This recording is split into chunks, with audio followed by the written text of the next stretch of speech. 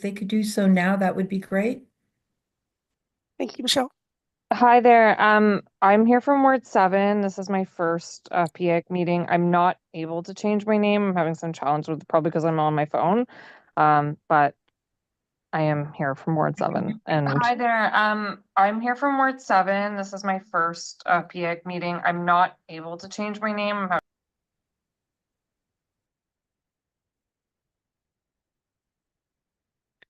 Thank you, Emily, and welcome to PIAC. Thank you. Oh, I think I may have figured it out. One sec. Okay.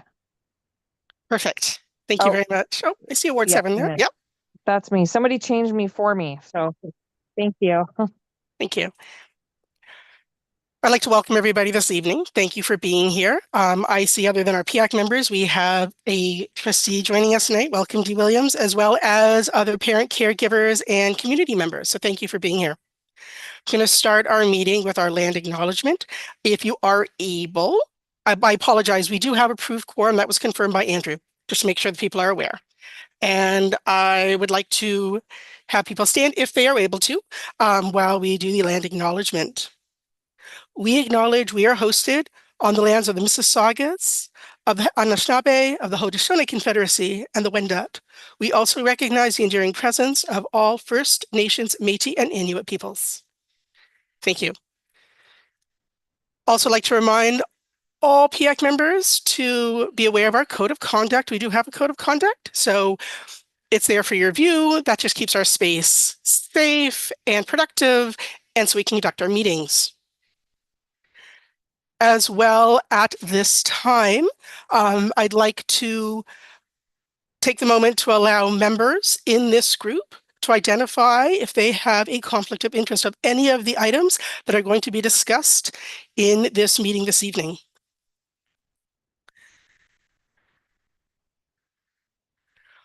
Although hearing none, there is an item which will be discussed later on in the agenda on our staff report. Lath, if you could scroll up a bit so everybody can see that item. And in that item, which is item number 8, as discussed in our executive meeting, there will be an item mentioned that is related. It is actually about a letter that had been sent by PIAC in relation to the Ward 11 trustee elections. So there is a member currently on PIAC, which is running as a candidate in that election. If I could ask that member to please state their conflict of interest as they are related to that topic. Sorry, my name is Andy Waters. I'm here. Sorry, are you as the chair, I guess, accusing me of a conflict of interest? Not at all. I'm just no, not accusing, just requesting as a candidate running in that election, and the item being brought up is actually a letter relating to that election. So that would be a conflict as you are involved in that election. I don't see it that way because the decision happened before the election occurred. So I don't see myself being in conflict. And if that was a concern, then perhaps staff should have waited until the election had concluded before raising the issue.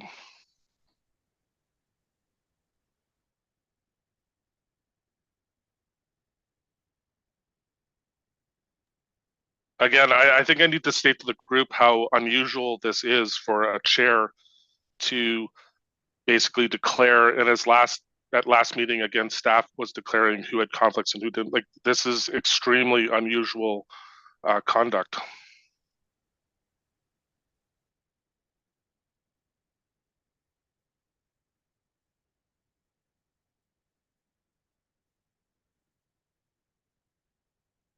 I understand, Andrew. Just as looking at the agenda, I just wanted to ensure that there wasn't a perceived or seen conflict of interest. I really think I need to state to this group this uncivil behavior that's occurring. Like, you know, there's a sense of decorum, and you know, conflict of interest is one of the things where it's members, you know, make the declaration, and again now in a second meeting. You know, others are making declarations or making assumptions on others, and I really, you know, it's very, very concerning.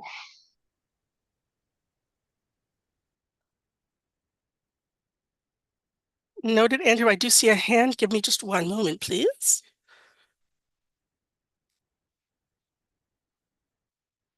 Latha, would you be able to share whose hand is up? Because I just don't want to miss anybody. It's Erin from Ward 1. Erin, go ahead.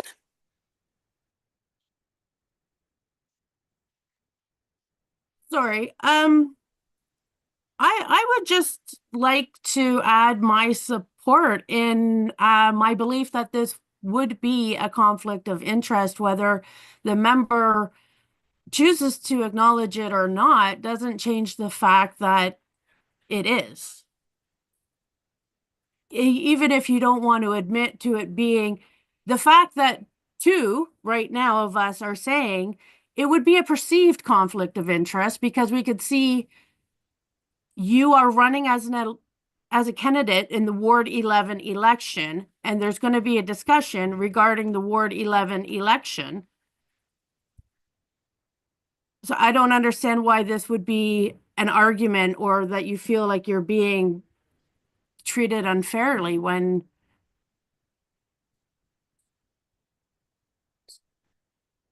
Thank you, Erin. I see Gordon's hand up.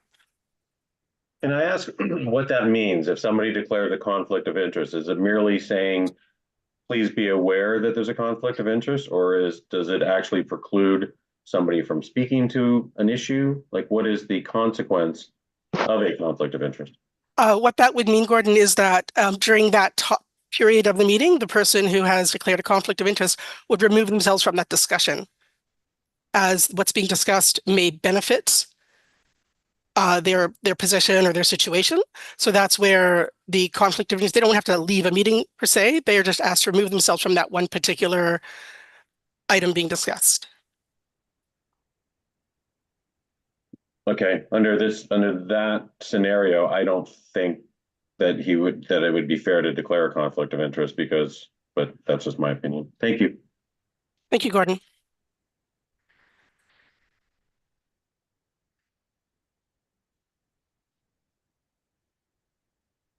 We have Eden with her, who has raised her hand. Sorry, thank you, Latha. Eden?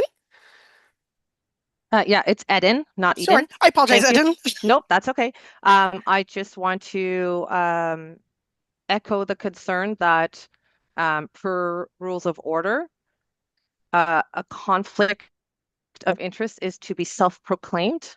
And if there are concerns about a potential conflict of interest, the expectation would be that that conversation would happen with said member.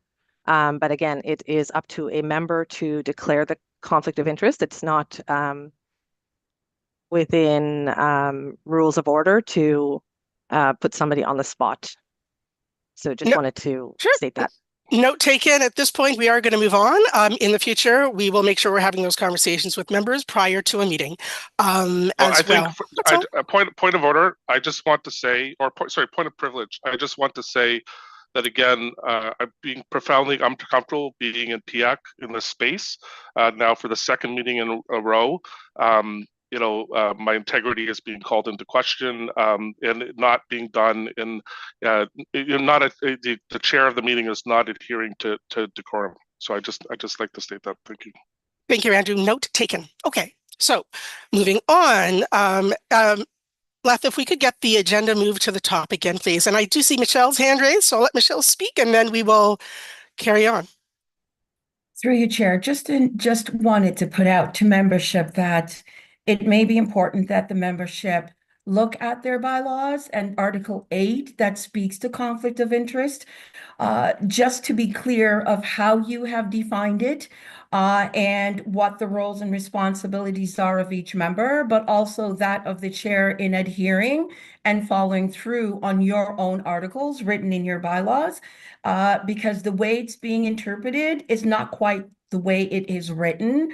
And so I just wanted to bring that to the membership's attention for your review of the bylaws of Section 8 around conflict of interest. Thank you, Michelle. Bylaws, getting into them and understanding what they are. So we are going to keep moving. Then we actually ask at this point if there's a change in any membership status of any of the members currently in this meeting.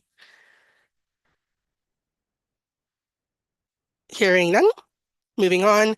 Now we are to the point of the approval of the consent agenda. If anyone at this time has any items to amend on this agenda, if they could speak, please. I see Erin has her hand raised. Go ahead, Erin. Hi there, thank you. I would like to, excuse me, sorry, I have it written out here so that I speak properly to it. This is a direct request to the chairs, co-chairs. I didn't see if you're both up there or not. I'd like to request that the motion regarding the bylaw amendment 3.1.10C and the appointment of a Ward 5 representative not be added to the agenda, as they are in violation of our current bylaws and contradict previous community decisions. I can elaborate further if desired, but right now I'm just asking for the co-chairs to remove that item from the agenda. Thank you for that motion being brought forward. Can I get a seconder, please? I'll second it, Melanie, Ward 9. Thank you, Melanie. Latha, can we get that removed, please? Thank you. Okay, keeping our meeting moving along. To be fair, when it comes to point of order, the agenda has not been passed and the amendment has not been approved. I'm not sure. I don't think we're following process again. So, is there going to be a vote on this amendment? To my understanding, in our bylaws, Andrew, the votes which we have are on financial, budget related, and our bylaws. And also, according to Robert's Rules of Orders, it's a request of the chairs, and if the chairs are in agreement, it can just be made.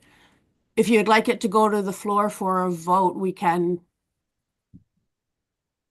vote as an entire committee, since it is. So I'm open to everybody voting. I'm challenging the ruling of the chair. So Andrew, sorry, go ahead. I'm challenging the ruling of the chair. Okay, I will make a formal motion then. Sorry, Eden, I apologize. Eden, I was just I'm trying to find all the hands here. My apologies. Sorry, because I see approval of consent agenda includes minutes, and I have found some mistakes in past minutes, and I wanted to know if this would be an appropriate time to address those. Once we approve our agenda, absolutely, that's our next item, and you can definitely send those corrections. Thank you. Absolutely. Sorry, Eden. Absolutely. So it is a request to have a roll call vote to amend our agenda. If I'm understanding correctly? Okay. I'm happy to put forward a motion for a roll call vote. Ward 11 has their hand up. Sorry, Ward 11, I apologize. Thanks everyone for helping me out tonight. Thank you, Zena. With respect to the comments going on here about a possible vote, I believe all you have to do is continue with along the lines of a consent adoption of the motion and say, there are not 3 members, then we don't need a roll call vote, and it will be assumed to be adopted. Thank you, Janice. So to satisfy the concern of not having this as an approved amendment to the agenda, if I can get those 3 members to request a roll call vote, I'm happy to do a roll call vote to amend this agenda. Andrew, I see your hand raised. Go ahead. Sorry, I'm confused about what's occurring right now. So are we voting to amend the agenda, or are we voting to reverse the amendment of the agenda? I'm not clear about what's going on here. Fair enough. We're going to vote to amend the agenda, as it is concerned that there isn't complete agreement on the amendment. So we are going to vote to amend the agenda, a roll call vote. So the vote would be to remove the motion put forward from membership. Correct. So it's to amend the agenda, and that motion was to remove the motions in the membership report. So is there an opportunity to discuss this? Like to provide the arguments for and against? to be fair, as a process, I'm not as familiar with it. So if it's like any other vote, then we would discuss. Sure. And if I could actually bear with me 1 second, I just want to make sure I have hands so I can create a speakers list because I don't want to miss anybody. I'm just trying to get my screen to allow me that. Or actually, Latha, if you don't mind helping me out to let me know when hands are raised so I can put speakers on the list. Yes, right now we have Melanie from Ward 9. Thank you. And I see another hand, and as well, we all know that right now we're timing our speakers, so we have 3 minutes to speak, and then we go to the next speaker. We try and get through 1 round, and then if we can, we do a second round as well. I see another hand raised. Latha, would that be Melanie? Who else do I have on my list? You have Andrew after Melanie. Thank you. Okay, Melanie. Oh, I see 3. Sorry, I just don't want to miss anyone before we discuss. Okay, we have Erin. Erin. Okay. Thank you, Latha. So I go ahead, Melanie. Hi, thank you. So while I can appreciate this motion is meant to grow PIAC's representation, and I'm glad someone is eager to join, but this motion contradicts PIAC's position advising the Board of Trustees to hold an election in the name of democracy rather than appoint someone. Appointment of a single person who has expressed interest does not open the opportunity to anyone else. It is not an equitable process, not to mention where is the transparency? Has this person been vetted by the PCCEO? Who did this person reach out to? The co-chairs, a rep? The PIAC special meeting of November 14th extended membership status to those with expired terms until March 31st. Does that not give trustees until the end of March to fill vacancies? The decision of November 14th also states that elections can be held without trustee involvement. Why hasn't PIAC held a central election through the PCCEO to fill such vacancies? Wouldn't that be the first step? Why are we bypassing our procedures at this time? This motion also disrespects the active bylaw review process. Why should we interfere with the current review process, triggering an unnecessary bylaw change when we haven't exhausted other existing options? In my opinion, it's premature to bring this forward now. And that's why I wanted to ask that this motion be withdrawn. Thank you. Thank you, Melanie. And I have Andrew. Go ahead, Andrew. Thank you. I guess you know, I would have suspected that that those comments that were made would be part of the discussion when the recommendations were heard. I'm just again shocked at what's occurring here. I can't think of another time where a small group of members wants to try to get rid of something that a working group worked on that was voted 7 of the 11. It was a 7-1 vote in the membership working group. So like, why can't we have the conversation? I don't understand what's occurring here. I'd really like to understand what offline conversations have occurred, because I suspect that the co-chair, the PCCEO office, and several members have had a conversation, because this seems to be a coordinated effort of several members. So I guess those are my comments. Why can't we just speak about the discussion and then have the vote? If it passes, it passes. If it doesn't, it doesn't. But to not want to even have the conversation when we're trying to discuss a ward that hasn't had representation in over 14 months, profoundly confused. Thank you, Andrew.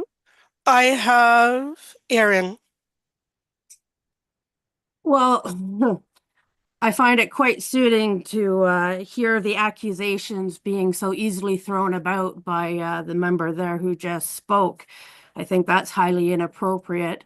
I spoke to this motion in the membership committee, and I highlighted quite vocally many reasons why I was opposed to it, primarily because it is a kick in the face to the bylaws subcommittee, the operational effectiveness. This motion presented in membership has not come forward at all during the bylaw review process that is currently happening. I believe that this member is just once again trying to push through his own agenda and have his, who is this person and why weren't proper procedures followed? You know, it's an ongoing issue, and I will say it with this member specifically, who has no regard Point to of the rest order. the PIAC processes. Point So of order. We're discussing a motion that was put forward by a working group, and it sounds like we're now blaming individuals. And I am very confused on what we're discussing now and what the purpose of this conversation is. But this well, is I a thought that it was working an group. open forum for throwing I around believe, actions. point of order, I believe it was a working group who presented this motion, unless I'm misunderstanding, just to clarify.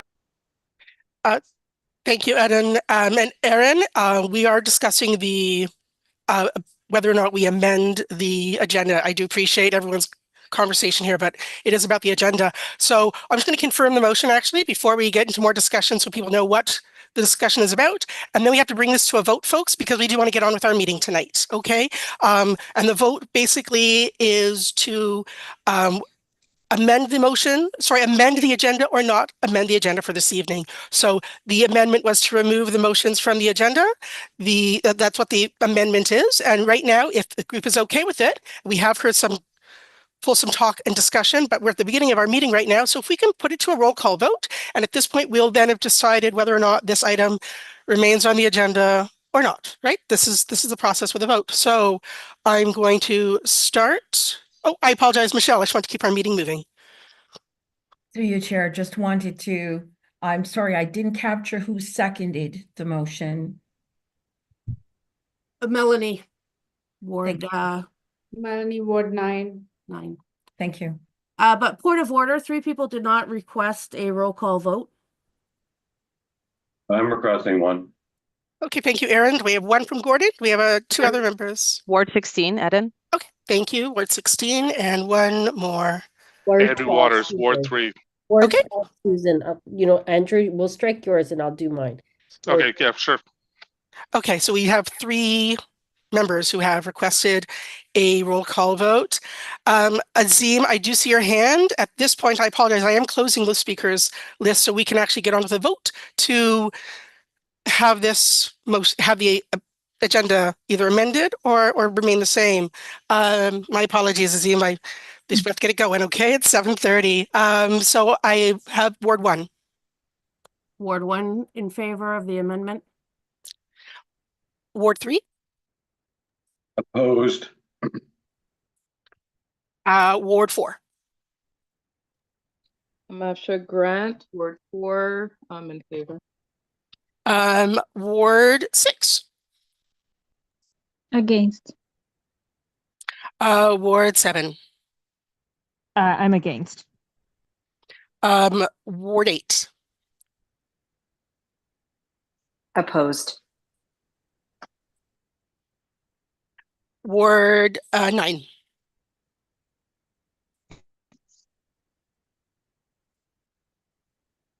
Ward 9? Do we have Melanie here? I will circle Sorry, back. I muted myself. Okay. Sorry, I'm in favor. Yep. I didn't see Bruce come in, but Ward 10. Okay. Ward 11. Janice, in favor of the amendment? Ward 12. Against. Thank you. Ward 13, although I don't know if I saw. Okay. Ward 14. Abstain. Ward 16. Sorry, I'm opposed to removing the item. So I think I'm opposed to the motion. Okay. Okay. Opposed? No problem. Ward 17. Opposed? Ward 18. Hello? Hello. Ward. Sorry, I wasn't Ward, sure if you can hear me. Absolutely. Ward 18. 4. Thank you. Ward 19. Jack, opposed. Ward 20. 4. Is that 4? Okay, 4. thank you. Ward 21. Ward 21 in favor of amendment. Thank you. And Latha, do we have a total on that? There's a Ward 22, I believe. I Felicia's apologize. on. Oh, I apologize, Felicia. Actually, is Felicia a member or a community member who lives in Ward 22? I apologize. Yeah, Felicia is a community member. Okay. Community member, yes. Yeah. Hi, Felicia. So yeah. So Latha, if we could get a tally on that, please.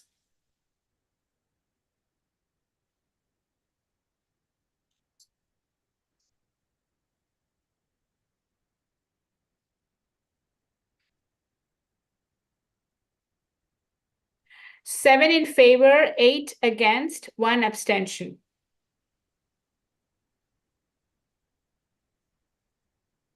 So to confirm, that would pass. No, it would fail. I apologize, folks. That's why I asked the question. I don't make a confirmation of anything. Okay. So the item remains on our agenda for this evening. Thank you, everybody, for your discussion and participation. So, and now we look at our approval of minutes, and Eden earlier had mentioned that there were corrections that would like to be sent. If you could send those corrections to Latha, that would be appreciated. Sorry, just to clarify, my corrections are not to the January minutes. They're actually to minutes from earlier in the year. I've noticed that the attendance is not correct, and I just want to make sure we have a process for making sure that we're taking attendance. I was marked absent in 2 meetings where I voted in a roll call vote. Okay, thank you for that. Latha, can we get those corrected and amended?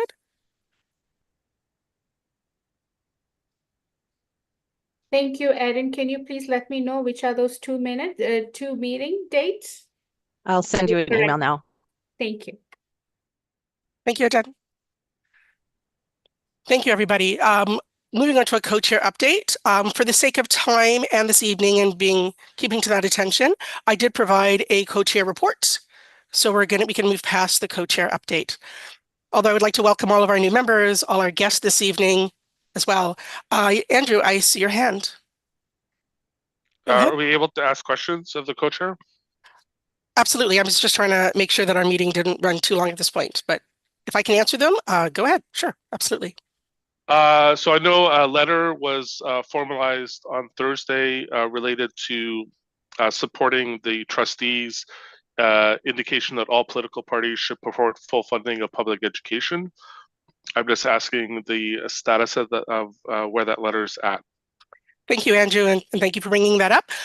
So a letter, of course, was circulated via email to all members of PIAC. So everyone did see that letter. They were given the opportunity to offer feedback and support of that letter if they would like it sent out. So we did receive feedback. We did receive support of that letter to go out. So thank you for everybody who attended to that email. The actual letter going out, because it is finished, the letter going out, to be honest with you, we had delegated the task of that going out to our co-chair, Sarah Ali. So Sarah, I'm not quite sure. I don't know, again, this meeting sort of, I don't want to assume you're not here. I just didn't hear your voice earlier. But Andrew, if you'd like, I can get back to you. I can actually send out an email to let everyone know the status. So thank you for asking us. It's a very busy week coming up. Of course, voting day is the 27th. So my apologies for not having the status on that, Andrew. But to my understanding, the letter was completed, and we had asked Sarah to send that out. Okay, hopefully that letter can go out as soon as possible. Absolutely. To echo and reinforce the very firm position that the trustees took on funding for public education, and hopefully that creates improvements for all the students at the TDSB. Absolutely. And actually, Andrew brings up a good point about letters that support efforts or views of, let's say, our committee. The one thing I'm concerned about is just our timing. And I know sometimes everything is time sensitive. I always feel a bit awkward when we have to send something out by email and we can't bring it to a general meeting for an official kind of group sort of session of it. So I do understand the time sensitivity of it. I'm just wondering if in the future, when we're looking forward at sending out documents or letters, if it's possible that we get a bit more time so we can actually bring it to the group as a whole as opposed to email. That's all. Just because it helps our process and we help make sure that everybody was aware and saw it. That's all. But thank you, Andrew.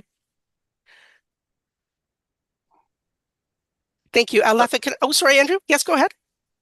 Just to respond to that, like there's this entire election occurred between PIAC meetings, from the declaration of the election to the entire occurred. So again, there are situations where we cannot wait for a general meeting, and that's why it's in Regulation 612. It's not just our bylaws, where the co-chairs are the spokespeople of the committee, and hopefully can execute and use that authority to amplify so PIAC is relevant. Oh, absolutely. Again, Andrew, agreed. It would just, I mean, it's always nice to have the time, and sometimes we don't. You're absolutely right? It's about making sure our voice and our community's voice is amplified. Absolutely. So, like I said, I don't know the status of that. I wish I did have that. I will touch base with Sarah, and we'll get out to the membership to let them know that it went out. Thank you, Andrew. If I could get you to scroll up a little bit, please. I see Michelle's hand Oh, up. sorry. I apologize, Michelle. Sorry, it's just, again, not always seeing both screens. My apologies. Through you, Chair, I wonder if the committee can provide clarity about this particular process, just to be sure that my office doesn't interfere with a PIAC decision or directions around any decision that's made. So I just want to be clear. So if a working group meets and drafts a letter, that letter can then go to the chair for distribution. Is that what I'm understanding? And then the chairs then decide whether that letter gets distributed. So it's now the decision of the chair as to whether that letter is communicated out. I just want to be clear that we're understanding what the practice and precedent will be, because I know this is not in your bylaws about what should happen when something time sensitive occurs. So having a clarity as to what your process would be helpful, because I think every PIAC rep should be aware of that. So a working group is responding to a time sensitive item that comes up. Does the working group then just distributes to all PIAC reps, and then PIAC reps then provide the feedback to that working group lead, and then the lead then shares that information to the chair, and then the chair makes a determination?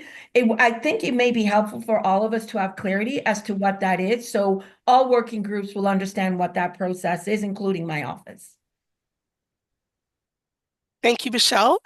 At this time, that would be a current process we're using when it comes to time-sensitive letters. Again, to the point of being able to share the view of PIAC. And in this case, of course, it was supporting the letter that had been sent by trustees. But that is a very good point. Something that our operational effectiveness and bylaws could take back. It doesn't change the fact that within our bylaws, of course, the chairs do have that responsibility to send it out and to make that decision of whether or not that letter does get sent out. There is communication between membership and the chairs. So in that respect, there is communication. It's not a decision made alone in that aspect.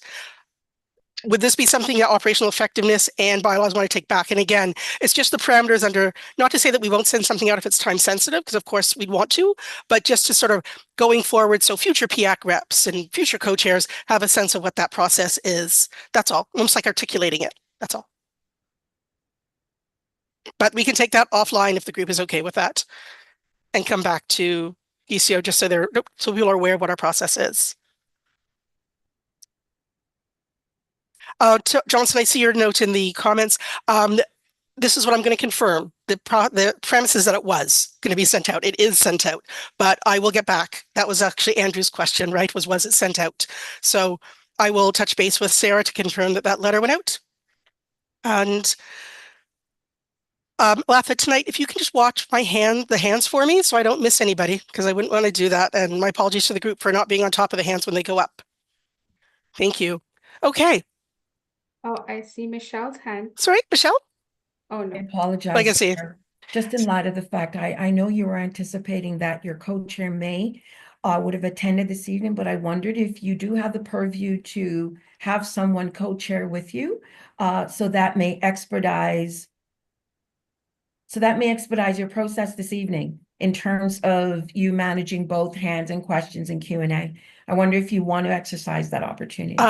Thank you, Michelle. At this point, I am going to do my best to get through, although I should have someone supporting me, because there's that chance that Sarah will be, I don't want to take the chance that Sarah does not arrive. I do know I have a co-chair, so I have to hope that she arrives. Or I could ask somebody to support me right now, but the moment Sarah arrives, if they're okay with stepping down, of course, so Sarah continues on. Would someone be willing to step up and just support watching the hands for me in our meeting? And then once Sarah arrives, I'll just ask her to sort of step back so Sarah can continue. Janice, I see. Oh, sorry. Oh, was it? There's a tie. Somebody wants to do this. No, I'm Janice, happy go to ahead. step back. Anybody? Well, I heard Gordon's voice. I heard Gordon's voice. I'm kidding. Gordon, rock on. You can do There you it. go, Gordon. All Stepping I up got to to the do plate. is say there's a hand up. I can do that. That's all you have to do, Gordon. Tell me whose hands are up and if there's something in the chat that there's a question. Thank you. Okay. Latha, if we could, thank you, Michelle. Thank you, Gordon. Thank you, Janice. If I could have you scroll up a little bit so we can see our agenda, please. Thank you. And I did see Trustee DeVitas arrive. We have our trustee report. Trustee DeVitas, please go ahead. Hi, thank you. I was here earlier. I just forgot to change my name on the chat, so been here from the beginning. Thank you, everyone. Just a verbal report today, just a couple of important items. One of them's already been highlighted. The first one is that our new director has now started.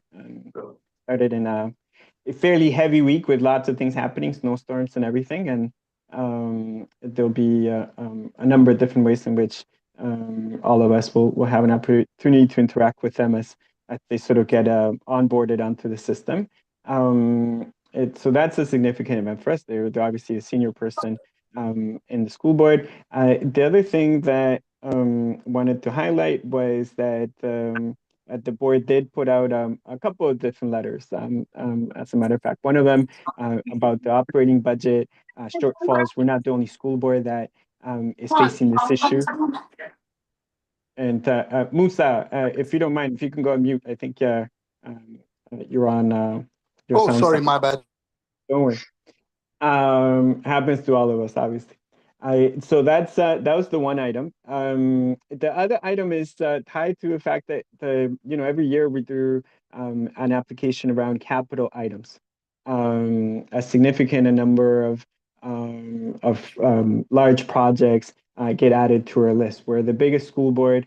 As a matter of fact, we haven't received a significant amount of money over the last few years, and we received no money as part of this application process, right? All school boards, regardless of size, have to apply for 5 projects. Even though we're much bigger than other boards, we can only apply for 5 projects, but we received none this year, and it's been a pattern for some time. But it's also true that the Toronto Catholic District School Board didn't receive any, and neither did any of the boards from York or Peel. So the larger school boards aren't receiving significant monies for the capital improvements that they need in order to be able to consolidate their portfolios and sort of free up school space to get rid of things like portables and things like that, right?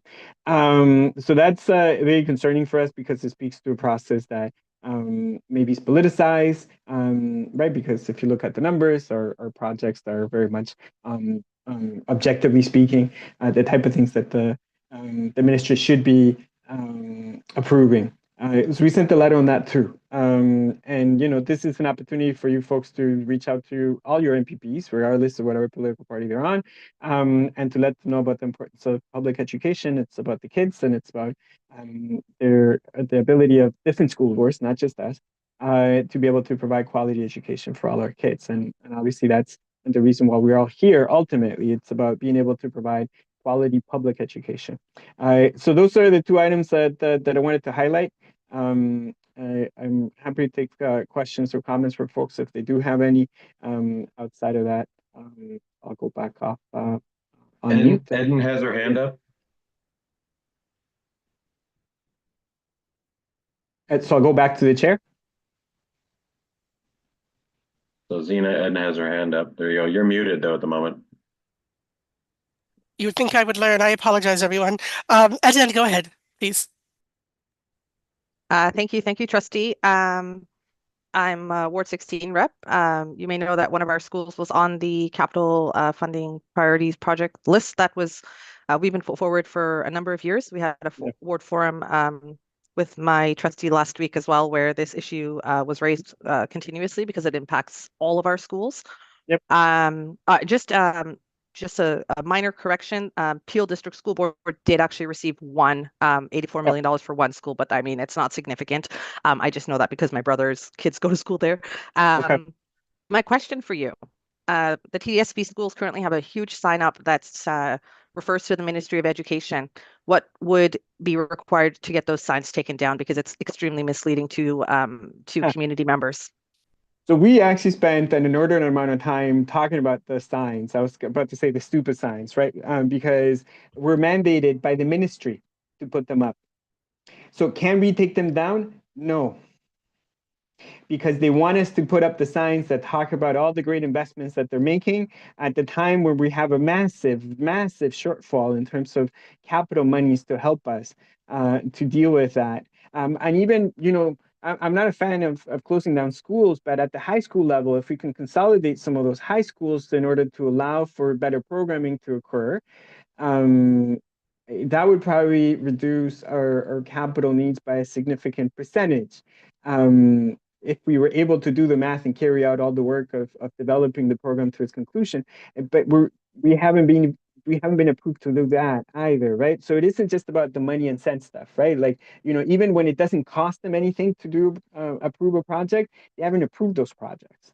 Because in some of those cases, it's community benefit monies that would kick in to pay for a significant portion of it. And even in those cases, we haven't been approved. So hard to know what the process is. Senior staff are very frustrated. And I've seen the spreadsheet that sort of tallies up all the different projects for all the different places that are receiving it. And unfortunately, government MPPs are taking back a lot of those projects through their own writings, whether there's merit in that or not. Keeping in mind that a lot of those writings in rural areas that are underpopulated. Brampton definitely deserves it. You have schools with 20 what do you call it, things in the playground, right? Like they have no playground because all they have is basically like a little town of buildings ad hoc. And that's not what we want for our kids anywhere in Ontario, right?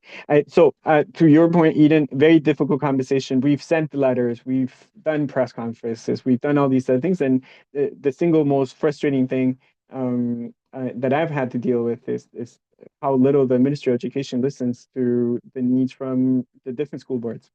So good question. Unfortunately, the answer is not something that any of us would be happy with, I think. Musa has his hand up, Zena. Thank you, Eden. Thank you, Trustee Davidas. Go ahead, Musa.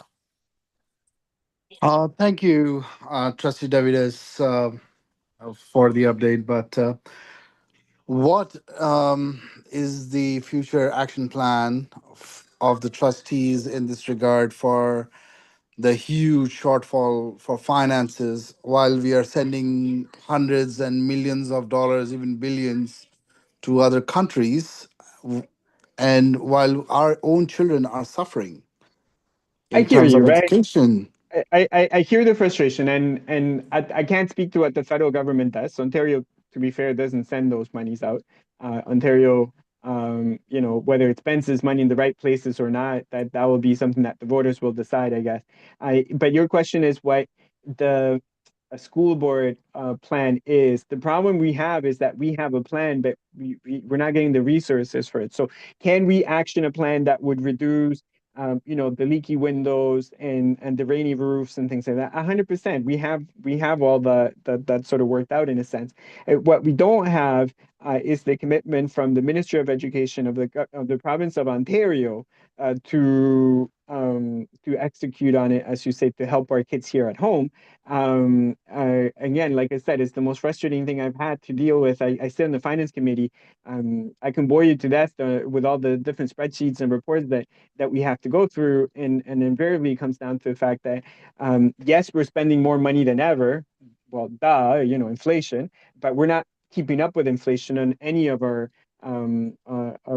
sections. So we're not keeping up with inflation for our operating budget, and we're not keeping up with the capital needs sort of analysis that we've done on our building envelopes.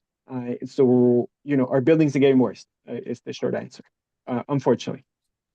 Yeah, I just came from a Woburn CI school council meeting, and their gymnasium floorboards are ripping up, and their lightings are bad. Their walls are so old and everything, and even the sports teams, their uniforms are being worn for 6 to 7 years. Yeah. Seriously, like Yeah. I just cannot comprehend this. Yeah, and the thing to keep in mind is that we spend more money as a society on us, those of us that went to high school and elementary school in Canada and Toronto.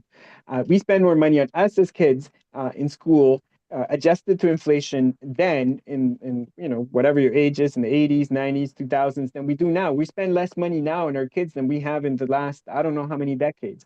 And that's a shame, right? Because we're reducing adjusted to inflation how much we're spending on each one of our kids. The figure is about $1,500 for those of you that seen the independent study on it. So, it's greater if you go back in time further. And I don't know that the public out there understands this. You folks have a greater connection to the school system, so you see it more.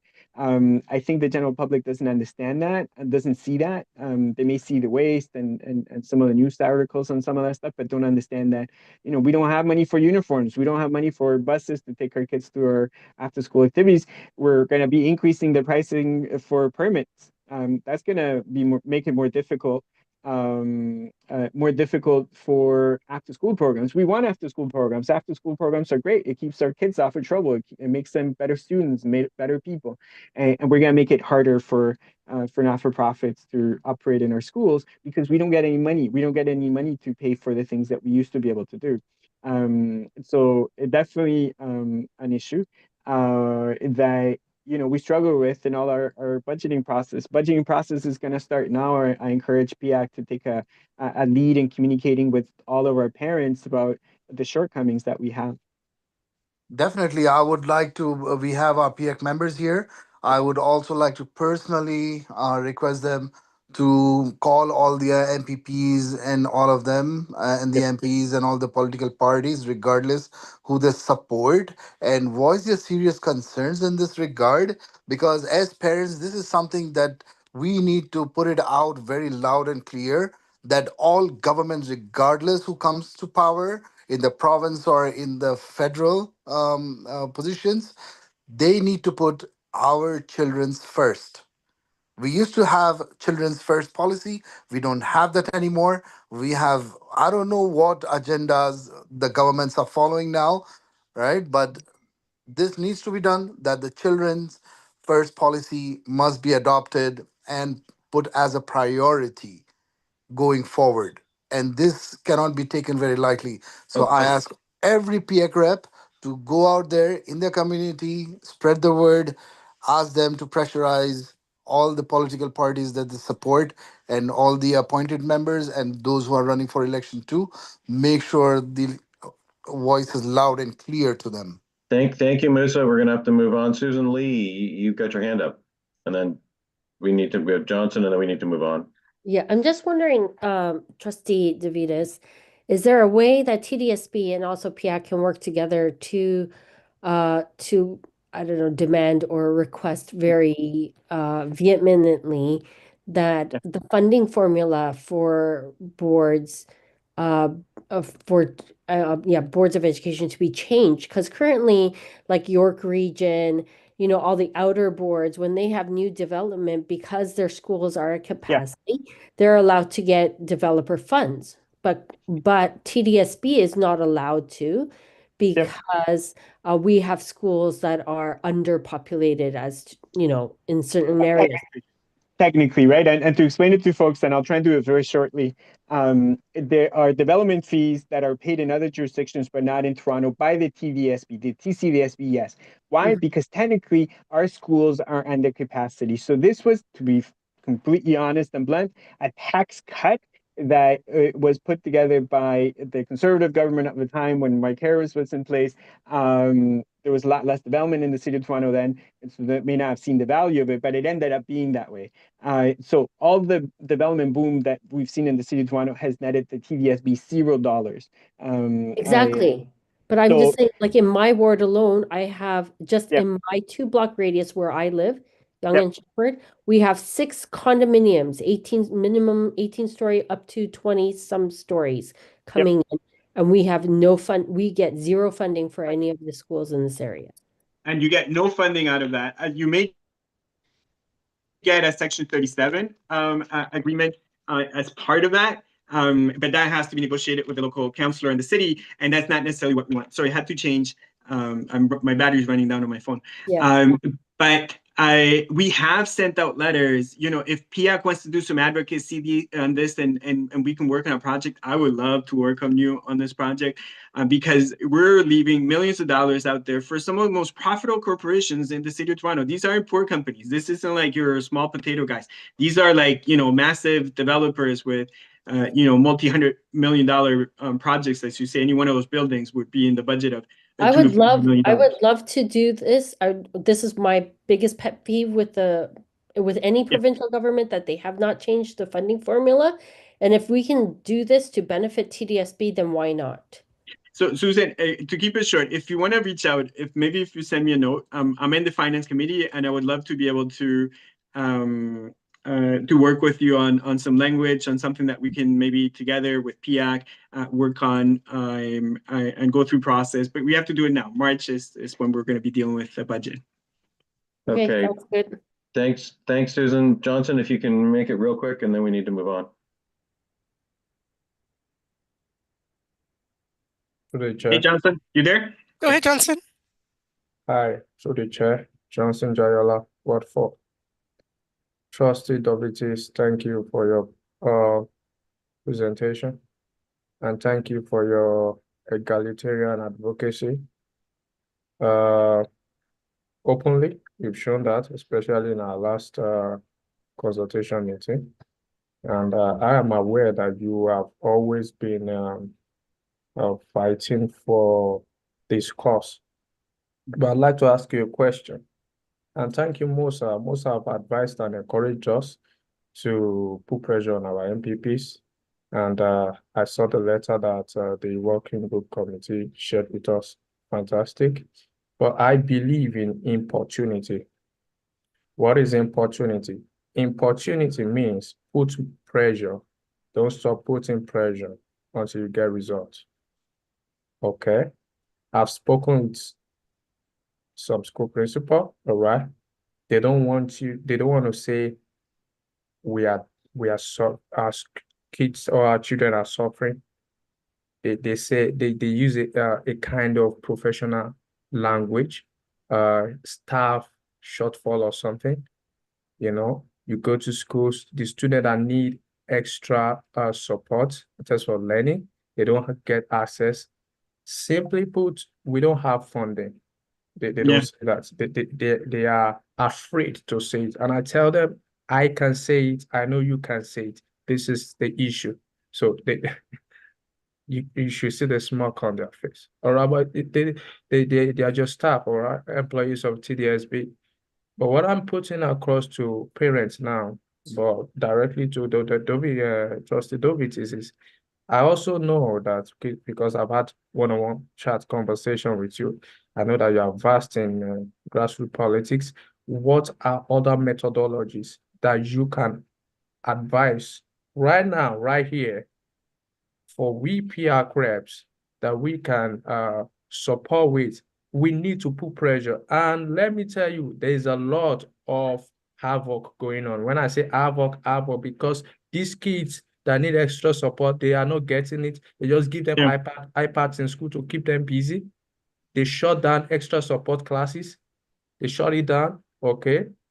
And I know you told Musa that, okay, maybe Ontario is not sending money to some countries, all right? And our children are suffering, but I see them doing roads. So it's not more children first policy, it's roads first policy.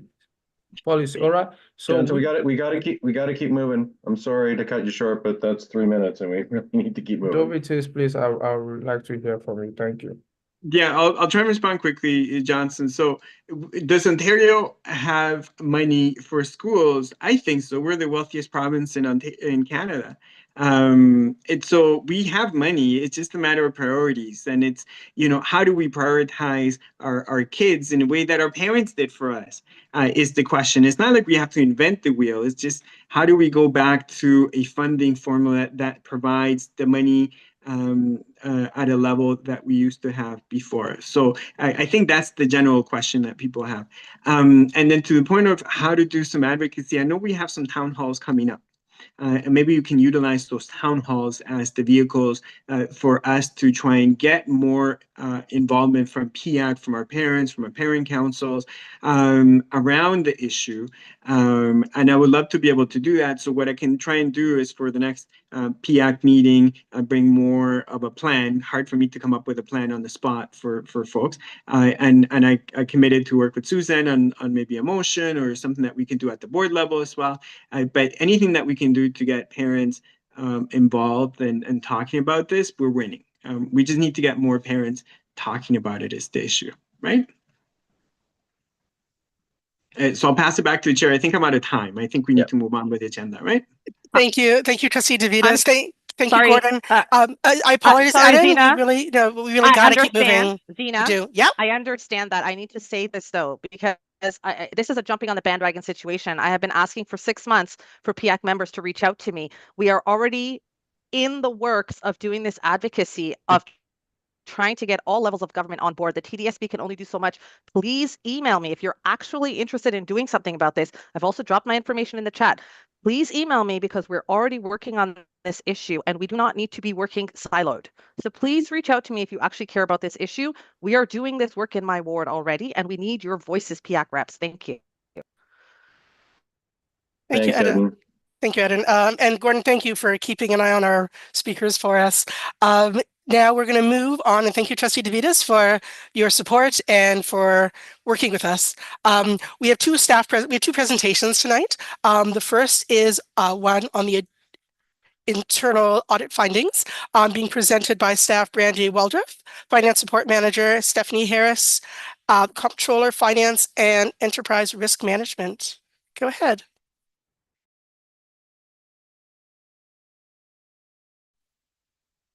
Thank you so much. My name is Stephanie Harris. I'm the Comptroller of Finance and Risk at the TDSB. Sorry, my lighting is a little bad here.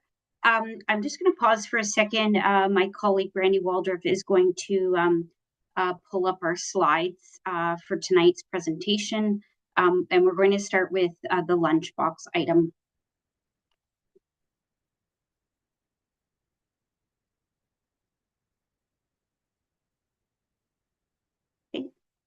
Can you see my screen okay? We can. Thank you, Brandy.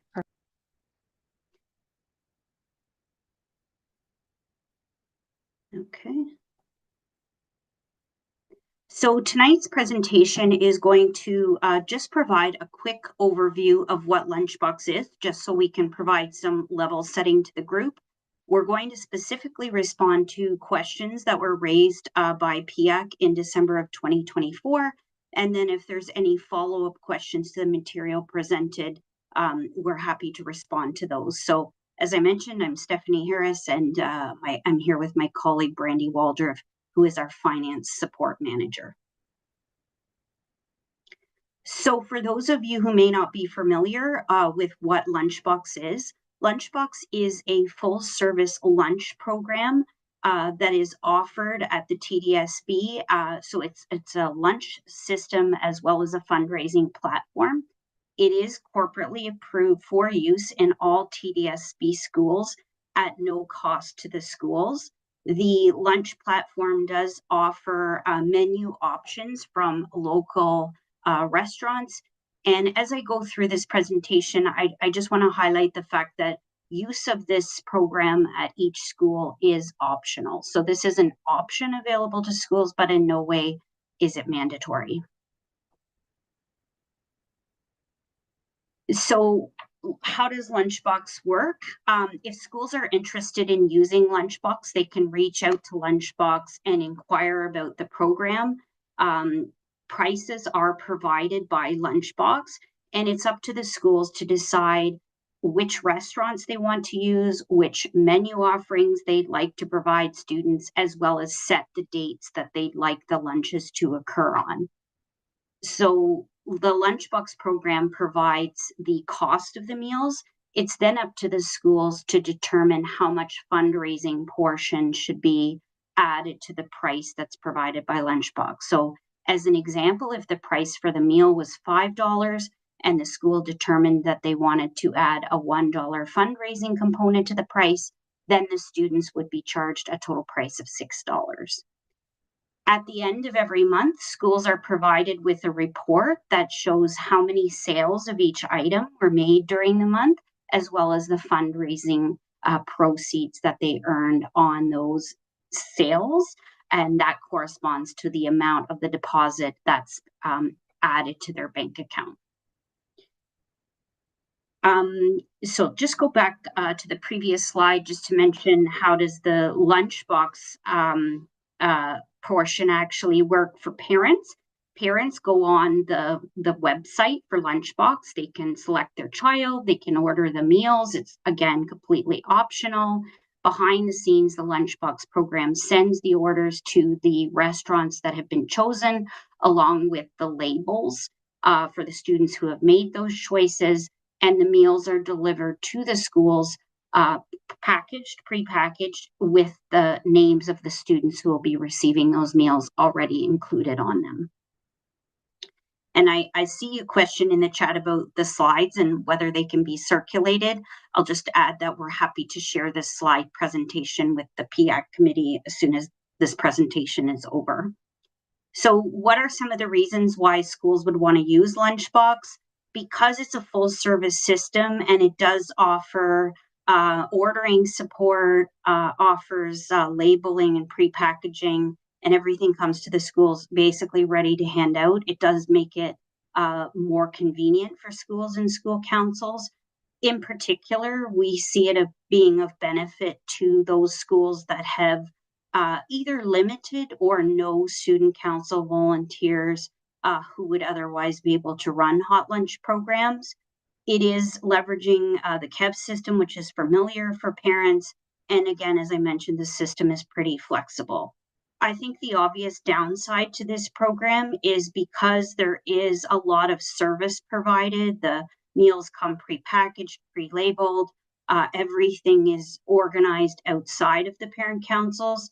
I think it's fair to say that if schools or school councils were doing their own fundraising directly and doing all that legwork themselves, then they would be able to probably generate higher fundraising earnings.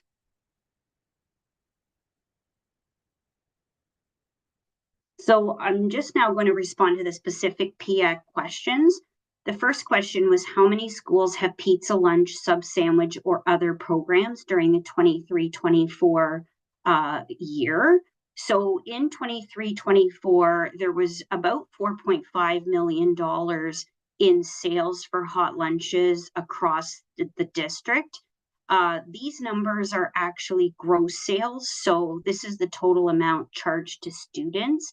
It doesn't take into account the price of the cost of the food that would obviously be deducted to arrive at the total fundraising proceeds. Lunchbox was introduced to the TDSB at the beginning of 23-24. So as I understand it, there's some concern that potentially Lunchbox has had a significant impact on the direct sales by parent councils of menu items. As you can see, the 23-24 sales were actually up about 30% from the prior year. So that doesn't appear to be the case. But admittedly, there was some impact to the 22-23 sales based on the fact that there were still some COVID impacts during that year. The second question was how many schools used Lunchbox in 23-24? So across our district, there were 91 schools that used Lunchbox at least once during the year, which represents about 15% of all of our schools. The average amount earned, so fundraising proceeds by these schools, was about $1,500 each. And across all of the schools using Lunchbox, the TDSB earned $135,000. So the next question was how much revenue did Lunchbox receive from TDSB parents, caregivers, and students during 23-24? And as I mentioned, Lunchbox costs depend on the specific menu items and restaurants used by each school. The price that is charged by Lunchbox includes the cost of the food. There's credit card fees, software processing, and of course, staff time to provide the support. We did reach out to Lunchbox to share the specific revenue that they had generated, and they declined to share this information on the basis that the agreements between themselves and the restaurants providing the service are confidential. And so while I realize it may be disappointing that this information is not provided, I do want to stress that at the time schools start using Lunchbox, they are provided with all of the menu costs and are able to set their own fundraising amounts. So we feel that this still is a very transparent process for schools. And the last question was how many pizza slices were ordered through Lunchbox in 23-24? So a monthly report detailing all of the sales, including number of pizza slices, is provided to each individual school on a monthly basis. So that information is available. Unfortunately, a district level report detailing the pizza slices is not available. So it's not something that was readily accessible for us to share with you. I can tell you that we have the information by school, but not a consolidated report across the district. In conclusion, I just want to again reiterate that the use of Lunchbox is optional. It's obviously not for all schools. Schools have to make the choices that are best for the school, appreciating the needs of their students in that school, the specific fundraising goals they may have, and of course, being mindful of the available resources that each school has to support hot lunch programs. And I would certainly encourage parent councils to review fundraising options for hot lunches with their principal during the development of the annual school generated funds plan, which happens at the beginning of the year.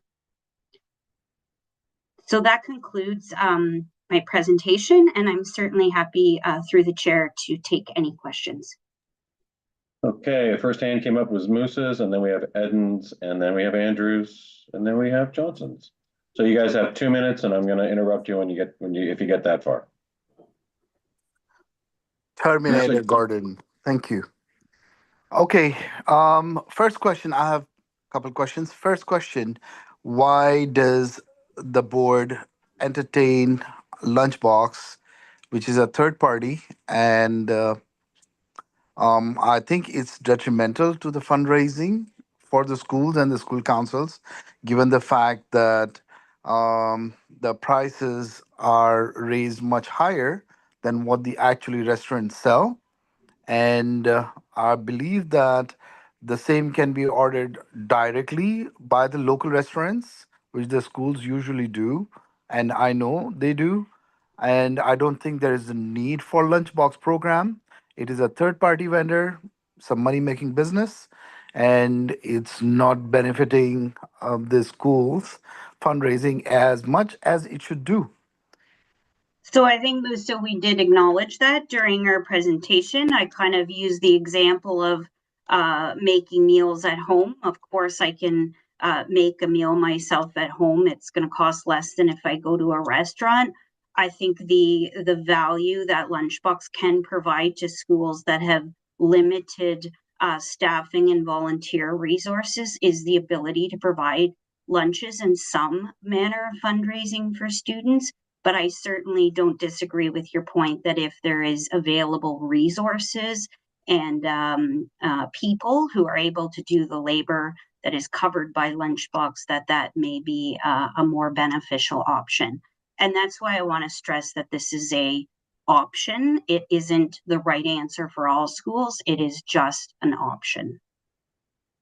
I believe that when the vendor, when the local restaurants, they do the delivery to the school still has to give it out to the students, and I believe that the vendors or the restaurants don't are not allowed to do that. So basically, at the end of the day, if the parent volunteers are not doing it, then the school staff are doing it either from their office or in some other manner. But then the stress is also going on to the school at the same time.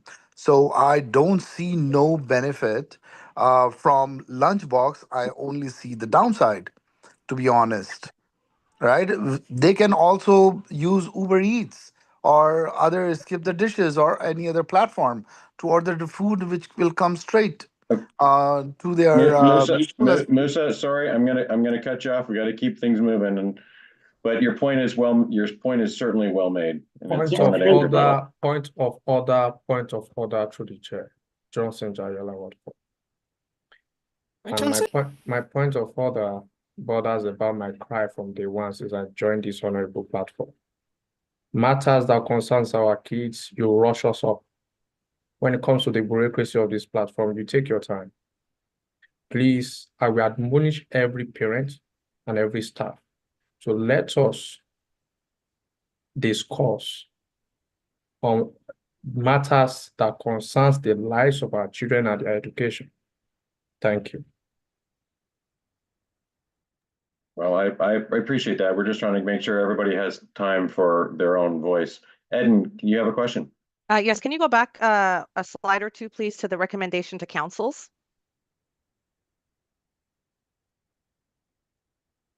Sorry, that for the presenter. Yep. Nope. The next slide. I think it was the last slide that had. Next slide. There. Parent councils are encouraged to review fundraising options with their principal during the development of the annual school-generated funds. As per the minutes of our meeting, which I believe was October 29th, 2024, we were made aware. Sorry, let me just find it. That there is actually no reporting mandate for funds raised directly by schools, which are not managed by councils. Councils can request information as needed. And as per the conversations we've been having about principal accountability and transparency, as a ward and as all reps, I believe, have brought forward to numerous working groups, that is where we are meeting some challenges because, of course, principals are the ones who have access to this information and they do not actually involve councils in the development of these financial plans or fundraising plans. Thank you. Thank you, Eden, for your comment. It's Eden. Eden, pardon me. So the expectation is that the annual fundraising plan would be reviewed if there is an active parent council at the school. The plan would be reviewed and discussed with the parent council. Sorry, that is the so the mandate is that parent councils or school councils rather is what we call them now, not parent councils. School councils are required to put their fundraising plan forward to the principal and it goes to the superintendent. However, that does not include school generated funds as per the information I shared with you from the minutes, which was shared with us by the board staff. It does not apply to school generated funds held by the schools. So when pizza lunches are being done by principals, there is actually no policy as per TDSB so I'm staff happy where they have to include us. Yeah, I'm happy to include clarity on that as we approach the fall financial plan. But we as board staff look at the financial plan as a single plan for school generated funds, meaning those funds generated directly by the school as well as the parent council. So we are expecting that that financial plan is reviewed with the parent council. And I'm sorry, I've referred to it as parent council again, is school council. So are you saying that the information that was shared with us in our meeting, PIAC meeting by staff was incorrect? So I probably was the one sharing that meeting. I think that's what you're referring to, because I did do a presentation on school generated funds, and the answer is that the school generated funds plans includes both school funds as well as parent school council funds. Okay, so I think it's that the plan that gets put forward at the beginning of the year has to be done, but that we don't then have any reason for the principals to then report back to us, if I'm understanding correctly. But maybe I'll follow up with you in an email. That would be great. We're happy to support that. Thank you. I think you're exactly right, Eden. Okay, Andrew, you're up. 2 minutes. Thank you. Thank you for the presentation. I guess, and I know we actually passed some additional recommendations at the last meeting. So perhaps you can take a look at those. I guess my concern is this was, I wouldn't say it was pushed by the principal of my children's school, but was really encouraged and said there was no cost to the school, there's no cost to parents. And you know, my background is I'm an accountant, I'm a CPA. I immediately crunched the numbers and basically demonstrated, at least for the pizza, that there's a 35% markup. So I'm hoping that going forward, board staff, as part of the communication, can make clear to councils of these pieces, so that councils can make clear decisions about how they choose to do that. I would say ultimately using School Cash Online, getting the same amount of information in like an hour or two, I could, you know, basically have a report, and then I basically call up Pizza and order the 6 pizza lunches. And so it's really like a 1 or 2 hours of effort for that piece. And, you know, obviously having a couple of volunteers to attend, those are substantial savings that could be made. And the other interesting part was accidentally pizza lunch got turned on, and so a couple of parents ordered through it.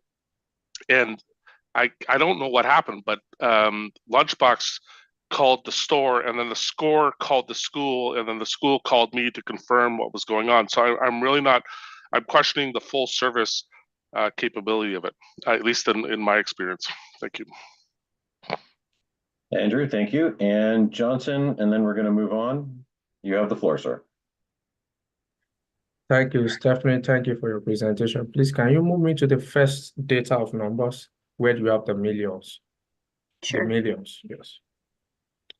All right, we can see here the millions, and Lunchbox is quite expensive, and I believe considering a cheaper platform or route of getting these meals to school is very important. And if we are to look at it holistically, we are not just, because it's done in my son's school, all right? We are in the course of us raising funds. I happen to be a SAC, Student Advisory Council member as a team also. In the course of us trying to raise funds, we are actually raising funds for these third parties. All right, so these should be reviewed. And I spoke one time with the principal, and I was told that these third-party platforms are approved by TDSB. All right.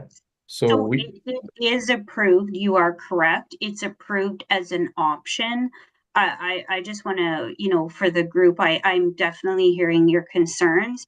It's not something we are pushing schools to use. We are, you know, saying it's an available option. And again, I think each school has to make the best decisions for that school based on the available resources and the student needs.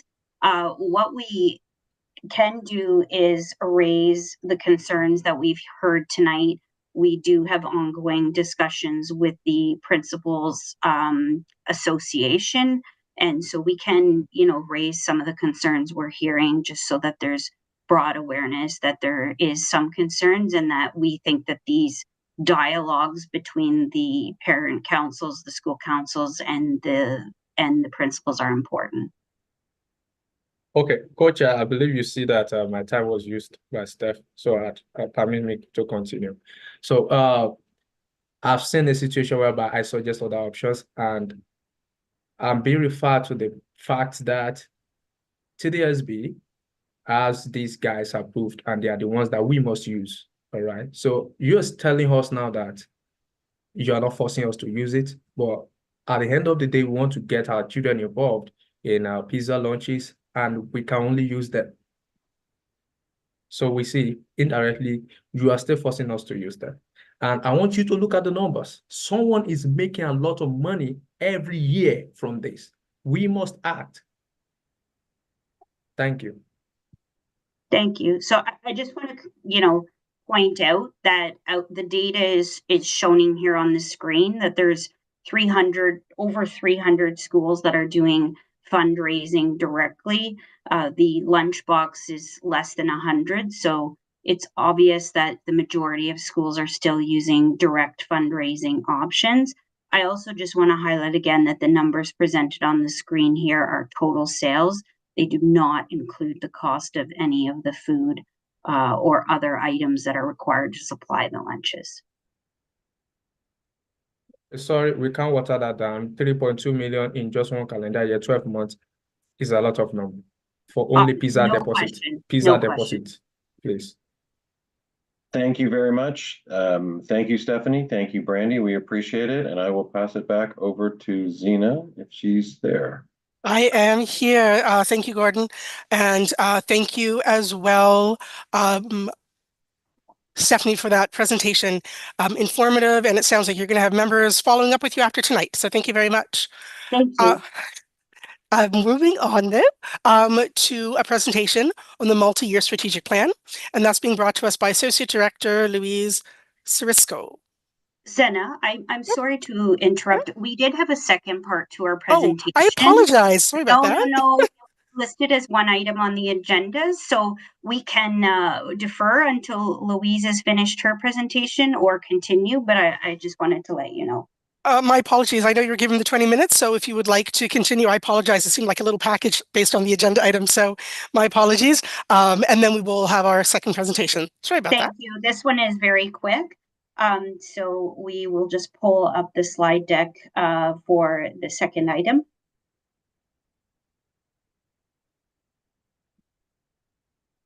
So I just wanted to provide very briefly some external auditor findings that were prepared this year as part of our 23-24 external audit, which is the school year that ended in August 2024.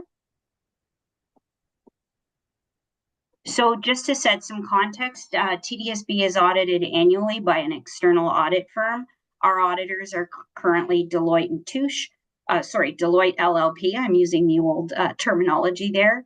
The external auditors do present their findings to the audit committee of the board. And annually, as part of that report, they do provide recommendations to management and to the board about things that they observed during their audit work. And so we wanted to share tonight one of the findings that related to school councils. And so I'm just going to read the point. This point is extracted directly from the auditor material. We noted that school councils do not currently follow the school generated funds financial guide issued by the school board, including but not limited to the preparation of bank reconciliations on a monthly basis. As an example, in the current year, bank reconciliations were not prepared monthly for 5 school councils selected. And based on our interviews with principals and office administrators, we also noted at 3 schools where the current process is that the school council cash and/or checks were stored in the treasurer's home. So I appreciate that this is an observation. It's certainly not reflective of all of the school council activities because the auditor is conducting their work on a sample basis. But it is something that we wanted to share with you so that there was some awareness. Part of the recommendations that came from the auditor was that additional training should be provided and offered. The second part of the recommendation is that there should be internal audit reviews conducted by the board's internal audit staff, and that is something that's happening because annually there's a number of schools that are audited locally by our own internal staff. They recommended that principals consider increasing their involvement in school-generated funds oversight. And then finally, the recommendation was that cash and checks should be stored securely at the schools.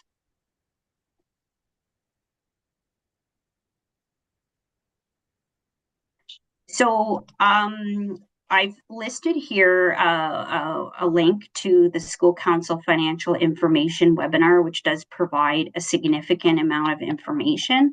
I've also linked the Business Services Help Desk. It's a Monday to Friday help desk where staff will take questions. We're happy to support parent councils with any questions that they may have. And the Business Services Help Desk is what I would refer to as first level support. They can answer more general questions. They can point you in the direction of resources. If there are more challenging or more specific questions, then the Business Services Help Desk will link you into our financial support officers. And as I've mentioned in previous presentations, there is a financial support officer assigned to each school, and those officers can provide support to school council representatives as well as part of their duties. So I'm happy to take any questions about this update. Thank you, Stephanie. There are no Gordon? current hands up. Okay. Thank you again. I apologize. Sorry, hang on, hang on. Melanie. Okay. Got in under the buzzer. Sorry. Just very quickly. Thank you for the presentation.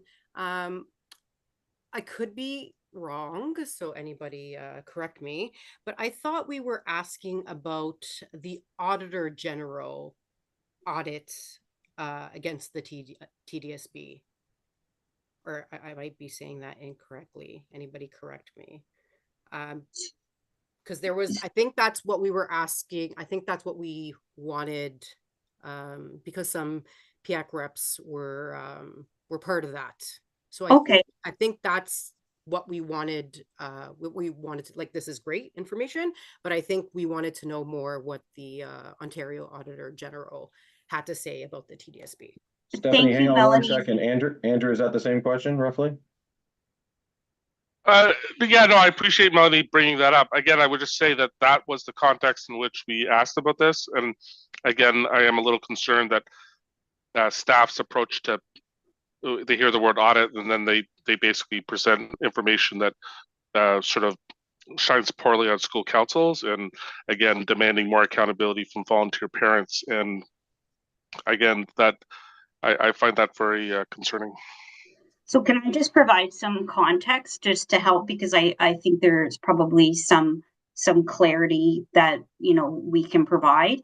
I actually approached the PIAC committee about providing this information because in my role as oversight and internal audit, I felt that it would be useful to share this information with this forum.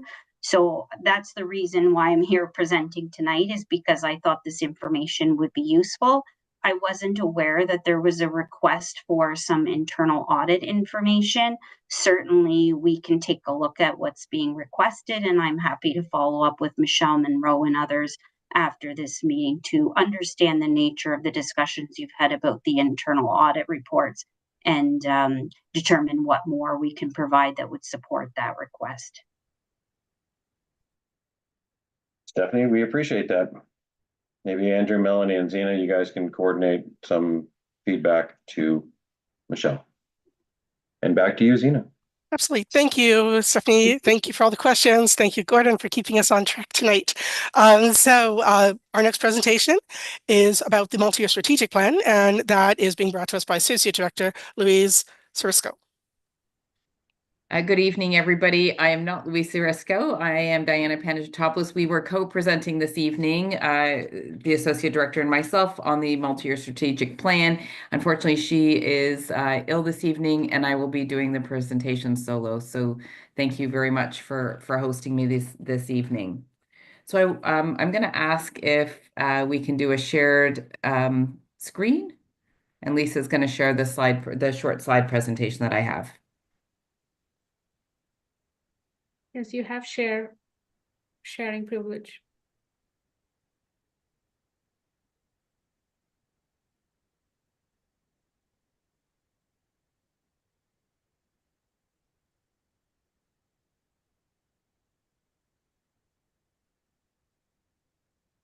Unfortunately, it is not. It's showing very weird. My screens are not coming up. Let me just see if this works. Okay, let's see. If you want, you can email it to me, Lisa. Okay, I think that might be the fast. You know what? Okay. I'll speak to it and we'll be okay. You sure you don't want me to? Totally fine. Yeah. So I've got it up on my screen as well, so I'll be okay. So thank you very much. And I'm here this evening to share with you a little bit about the multi-year strategic plan, the student achievement plan, and looking really for your feedback this evening on the information that I'm sharing and also how it is landing in schools. So as you know, the Better Schools and Students Outcome Act, Bill 98, was passed in April of 2023, and the bill was intended by the ministry to change the way boards operate in Ontario. In the past, boards operated by determining their own areas of focus, and the ministry has changed this approach and now requires all publicly funded boards to refocus their approaches in specific areas, reading, writing, math, while also increasing accountability and effectiveness of operations. The bill also introduced the Student Achievement Plan, and both of these items are on the TDSB website. And there are three main priorities: achievement of learning outcomes and core academic skills, preparation of students for future success, and student engagement and student well-being. And for each priority, the ministry did identify key performance indicators, KPIs, and these are reported on annually by every single board. In the spring last year, the Board of Trustees approved the multi-year strategic plan, which in large part was aligned with the Student Achievement Plan. And this has guided and will guide our work for the next 4 years in the TDSB, 3.5 that's left, and really serves as a roadmap for realizing our collective vision of achieve, belong, thrive for students and staff in the TDSB. The multi-year strategic plan has system goals in the areas that I mentioned, but most importantly, we have our guiding principles, and they are focused on our commitment to truth and reconciliation and equity. And these are foundational in all of our work that we do in the TDSB. Again, the strategic directions: truth and reconciliation, achieve, thrive, belong, and revitalize. In addition to the multi-year strategic plan, we also, of course, have other efforts and strategies, and these include literacy, math, combating hate and racism, a student learning strategy, mental health and addiction strategy, the academic pathways strategy, and the capital revitalization strategy. And during this process, we are always looking at our data, so we can always be in a cycle of continuous improvement. And really, as big as our system is, we always try and focus on our students and their needs and looking at their outcomes. So I'm going to pause there and ask a couple of questions. So really, I'm here to do to listen really carefully. And so I ask as you give me feedback that the one request I have is that you give as specific as possible feedback so I can take that back and we can to consider it and think about ways we can strengthen our plan. So are there any aspects of the multi-year strategic plan or the student achievement plan that you feel need more emphasis or clarification? We have had a couple people comment that it's hard to follow along without a screen. Some of the visual learners anyway.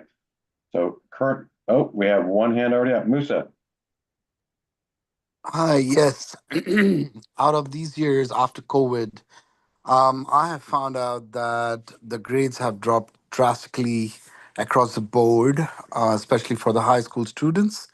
And math, above all, is the biggest loser, I guess.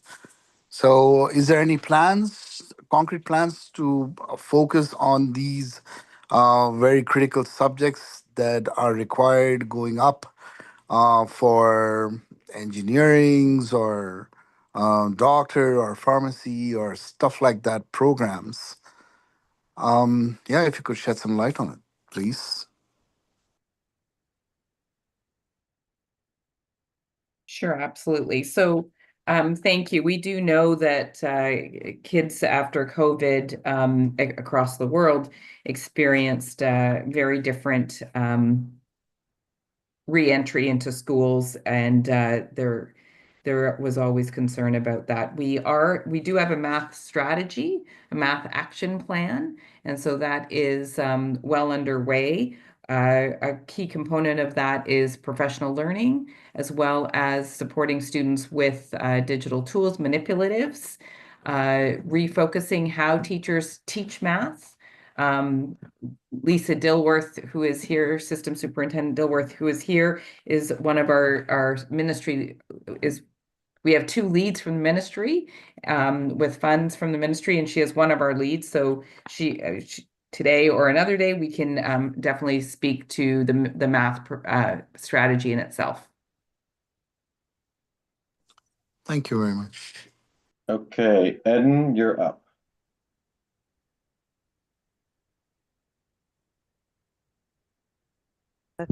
Thank you.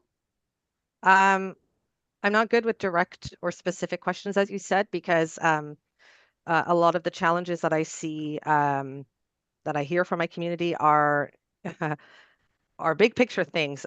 So given that you talk about equity, and the plan also talks about leadership, the type of leadership we should expect across the board, and given some of the comments that were made during Chinese Heritage Month about genetics and race,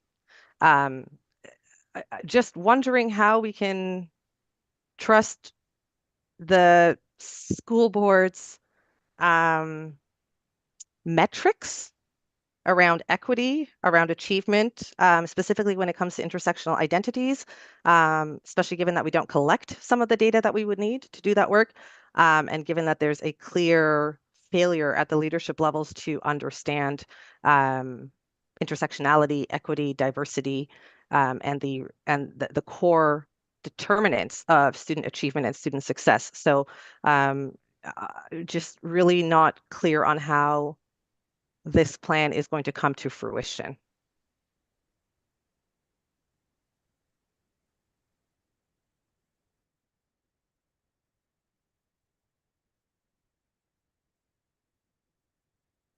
Thank you. Just to clarify, so I appreciate your comments, so thank you for them. Just to clarify, in terms of the data that is collected and reported on, the expectation is that the expectation from the ministry for all school boards is that they share the KPIs. So they have identified the key performance indicators and collect it directly, as well as reporting on it publicly. In terms of the whole multi-year strategic plan, there are obviously various components. It is a 4-year plan. So we are in year 1. In terms of the comments that you're referring to that were made last week at board, It was in response to the staff member made the comments and apologized immediately. The comment was in regard to the high performing athletes program, and that it is not part of the central student interest programs. Yeah, sorry, to clarify, when I'm a master's of public health, social determinants of health. When I speak about the data that's not being collected, I mean that if we are talking about student achievement for particularly those groups that are underrepresented in not the elite athletics program, which is the least of my concern, but rather in academic programs, in special education. If we're talking about Indigenous and Black communities, we're talking about intersections with queerness, disability. If we are not collecting that data, which I know for a fact you're not collecting that data, how are we measuring whether we're making strides to support the achievement of members of those communities, is my question. How are we to trust the school board that employs people in positions of authority who cannot answer a question such as was posed last week without resorting to borderline eugenics language to then tell us whether or not Black, Indigenous, queer, disabled, neurodivergent students are actually achieving at their optimal level, because it's clear that those folks have a misunderstanding of the role of genes versus the role of inequitable access and inequitable education. So that, I think that's where my question is. It's not so much a question. Most of my questions are usually not questions. So just like food for thought. Thank you. Diana, Mateus is Trustee Davidas has got his hand up. I'm just going to bump with the order here. Trustee Davidas, if you want to make a comment here, please go ahead. No, I appreciate that. And then I'm just going to say that the context of the conversation is different than what you're portraying. I was there, at least from my perspective. If you were watching and you feel different, that's fair. But from my perspective, the comment was it was not defensible, but it was not the position of the school board. It's not. The position of the school board is geared around equity principles that have been explained here, and that's our policy. But B, staff was trying to defend an existing program from a couple of trustees that don't agree with the function of that program. So I just want you sort of mind where the information is coming from, and because to my understanding, those equity programs are important. As the Latin American person, I want us to be able to have programs that allow Latin American students to do well in school. As someone that considers themselves an ally to other racialized groups, I want us to have those programs, and that includes the Canadian Asian community. And I think that there was a bit of a contradiction in some of the questioning that was happening, sort of demanding that we sort of move away from some of these programs, while some of those same folks will demand that the school board defend certain principles that help certain groups. It shouldn't be about pitching groups against each other. But I hear where you're coming from. I'm just not sure I understand the consistency of the position. So and it's not a question. So don't feel like you have to respond. No, I will say to you that I am 100% not in support of the person who was asking the question that was responded to. I think my concern is that the people who are teaching my children, the principals and the leaders in the system, and this is just one example, right? Consistently demonstrate that every time they try to do anti-racism work, they actually are not solving the issue. Just like we are having a hard time getting IEPs for students because they don't want to give IEPs to Black kids who don't actually need them. So now we don't give IEPs to kids who are in kindergarten, or at least that's what principals are saying. So I think my concern is that as somebody who is very deep in the work of equity, diversity, and inclusion, and in the context of the politics that's happening in the world right now, that I want to know that the leadership at the TDSB understands that they are not actually doing a very good job at managing some of these concerns, and that we need to ensure that parent voice community engagement continues to happen in a way that the voices of the people who are telling you that this is not working are being heard.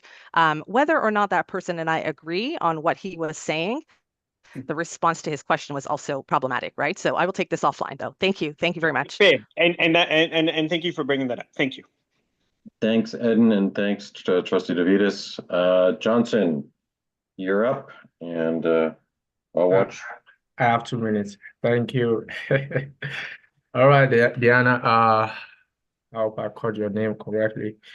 So, I know you advised that you seek specific recommendations, but I'd call your attention to two enemies. This is my own personal opinion. I study science to the highest level, and I drive on the road on this road in Toronto. I see our children trying to cross the road. They are pressing their phones. All right. They are trying to cross. You see zebra crossing. They are still pressing their phones. All right. So it's easy to say that's phone addiction, and I know that the school board support to some extent usage of devices in schools, and also second, that's first enemy. Second enemy is I'm trying to show you the enemies that is combating with the KPIs. All right, while the data is looking very poor, so we can blame corona virus, the COVID, but it's been 3 years now. All right. Original 2020, but it's been 3 years since we all moved on. All right. So we have to really move on. The robots are coming. Our children needs to be on their feet, and they have to be able to withstand in terms of invention and capacity. All right. But the numbers are not good now. So what do we do? Look at the enemies. So I've caught your attention to one enemy. The second enemy is our board also permits some of our children to be out of school at their will during school hours. Don't you think we should look into reviewing all those policies? It's self-sabotage. All right. Thank you.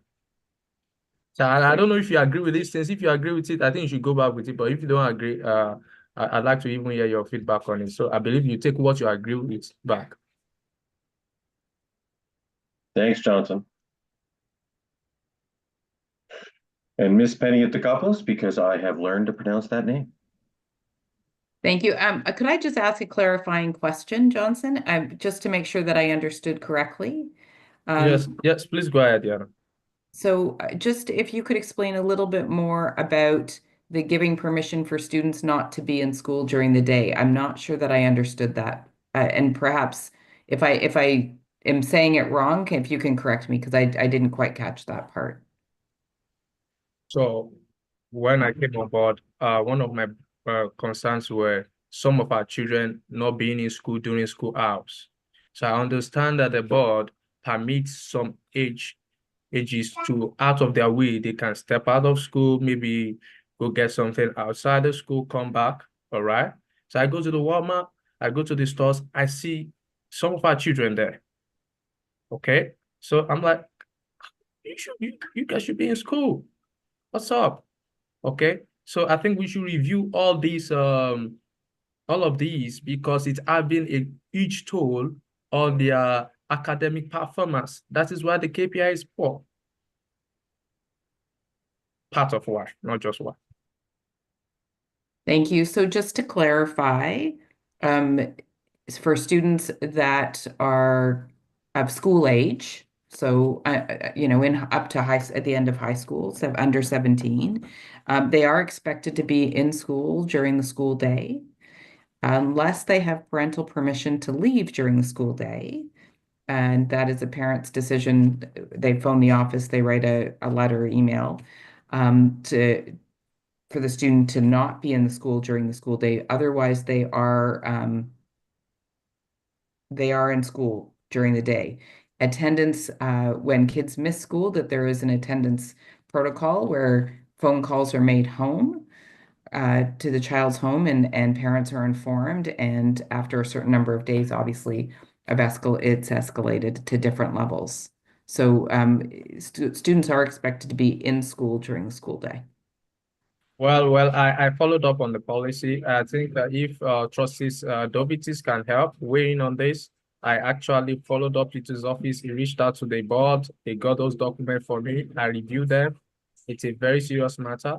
To me, because of these high rates of skipping of during school hours. Okay, we're gonna let, instead of Trustee DeVitas, we're gonna let Superintendent Negro talk. Jack, go ahead. I was going to speak to Johnson's first point around cell phone use.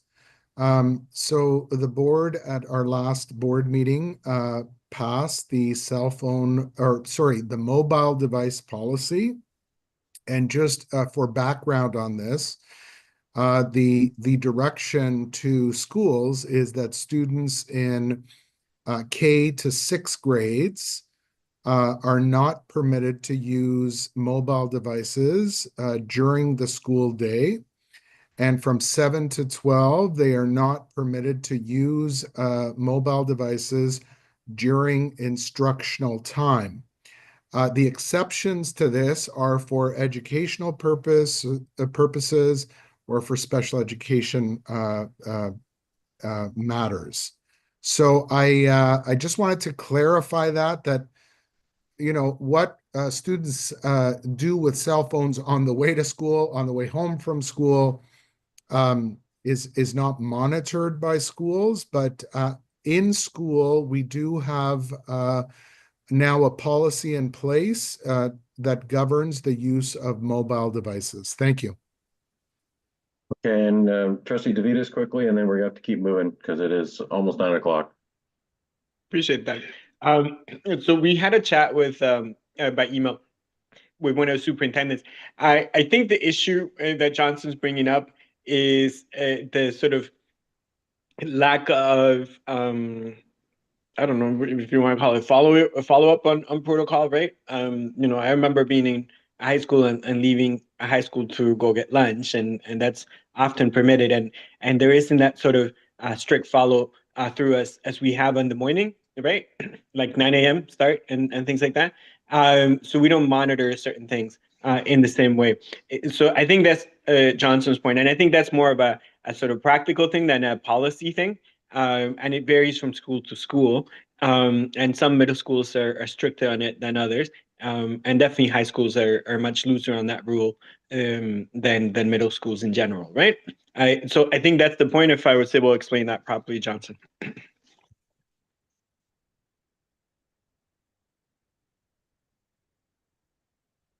Okay, that's great. Thank you all. Zena, I don't have the agenda in front of me. What's next? Yes, absolutely. Thank you, Gordon. Thank you, Diana. I don't want to offend by mispronouncing your name, so I will work on that for next time, I promise. What I would actually ask as I'm looking at the clock and looking at our agenda, if somebody could provide a motion to extend our meeting for 30 minutes.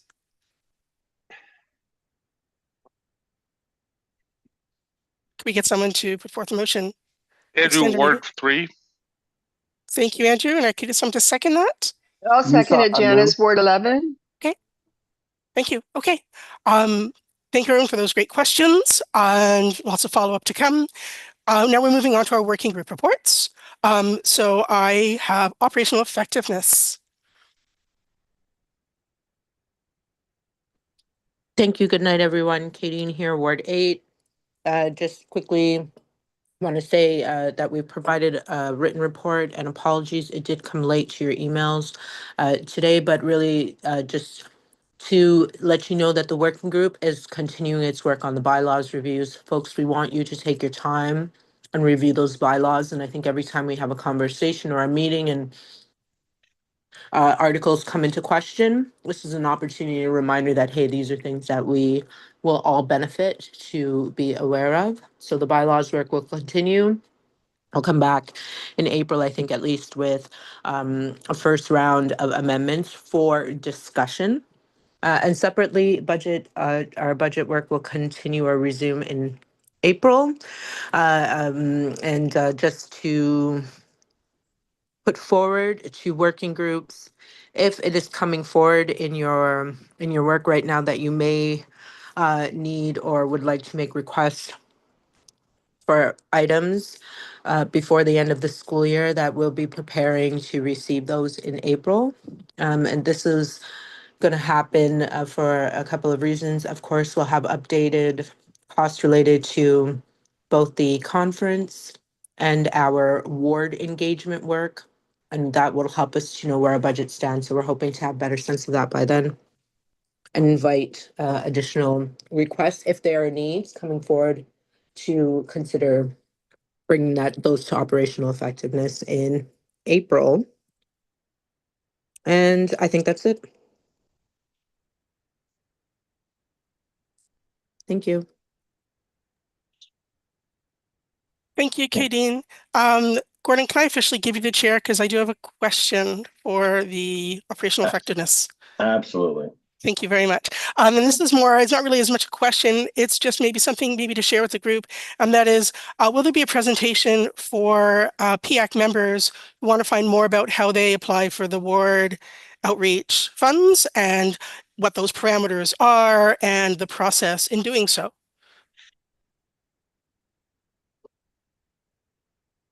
Thank you, Zena, for mentioning that.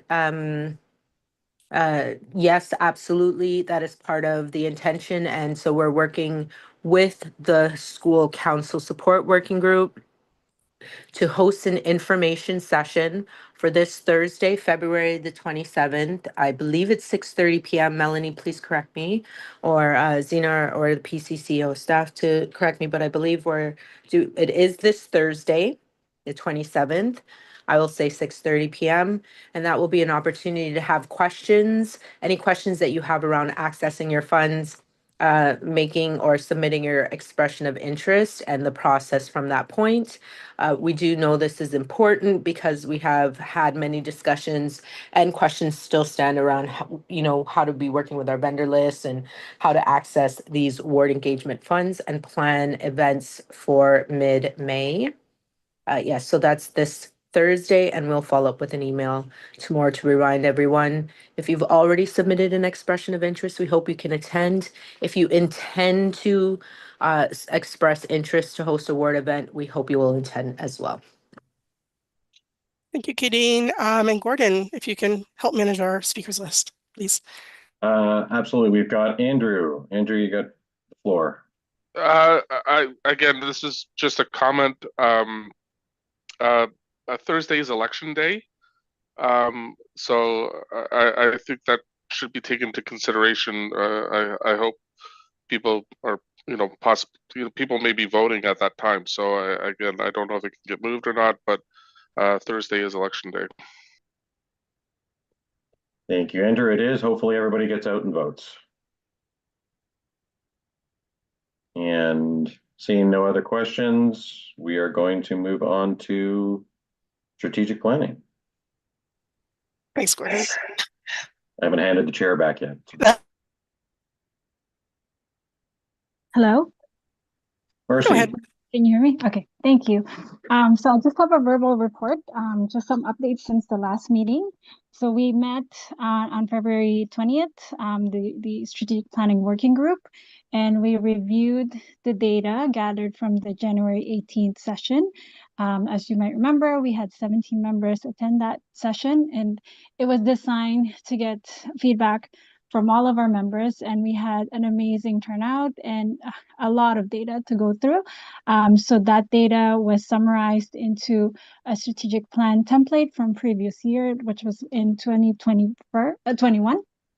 So that has been drafted and shared in the working group meeting, and it is actually also available in the PIAC Google Drive, and it will be shared with all the co-reps to review later on, hopefully within a week or two. And it includes a summary of the strategic plan that was generated from that session, as well as a work plan that has all the details. So we have 4 goals that we discussed at that session, and from that data, we were able to get the initiatives that we were going to be working on for each goal, as well as action items to accomplish the goal, timelines, as well as resources needed and metrics for success, and which working group will lead the action items. So that is available in our shared drive, and will be shared with the rest of the group. Yeah, I think that is it. Sorry, one more update. Eden Hagos has kindly put her name forward to be the co-lead of strategic plan, and at the last meeting on February 20th, and yeah, so she's been added to the working group, and that is it for me. Thank you. Thank you, Mercy. Great to hear that that's moving along, and we're going to soon see that plan and the work plan that go with it. That's going to really help PIAC get work done. Now we're going to move on to membership. And again, Gordon, if I could get you to help me with that speakers list, please. Yeah, absolutely. But Melanie, go ahead. There is no questions for strategic planning, if that's what you mean.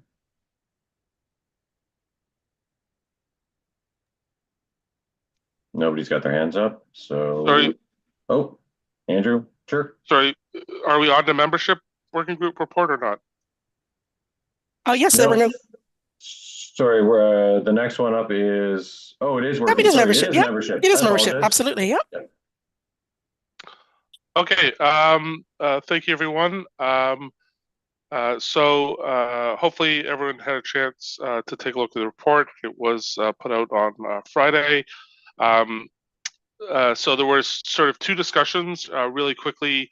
There was a concern around possible violation of code of conduct, but that was addressed within the membership working group. And I think it was a very civil discussion that occurred, and I think some learnings were taken. I think the key thing is please be very careful when it has to do with the emails. We provide each other's emails.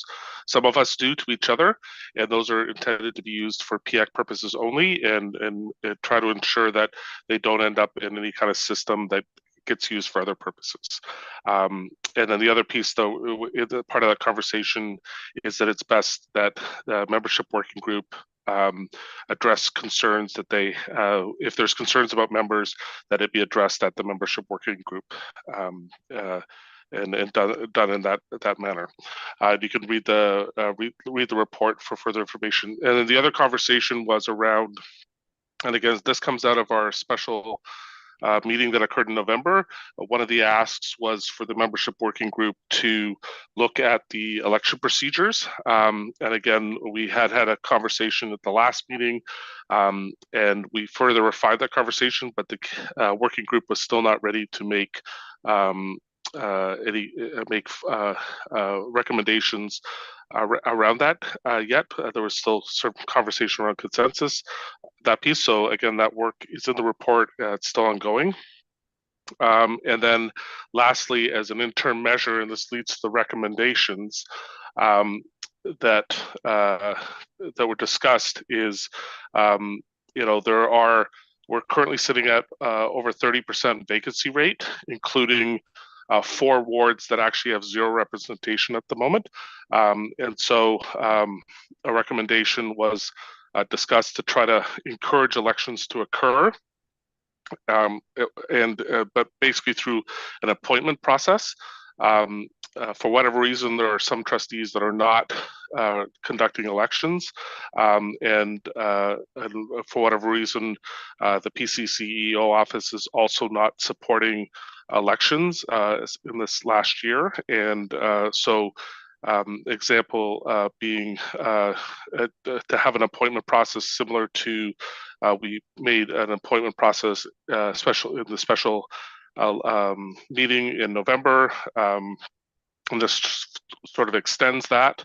So that would be as an interim measure to try to get representation, but basically the appointment process is interim in nature, so the individual would be appointed for up to a year or until an election occurred in the ward, whichever comes first. And again, I think that will, I would suspect that, by adopting this and when some appointments were made, that elections may come very quickly after that.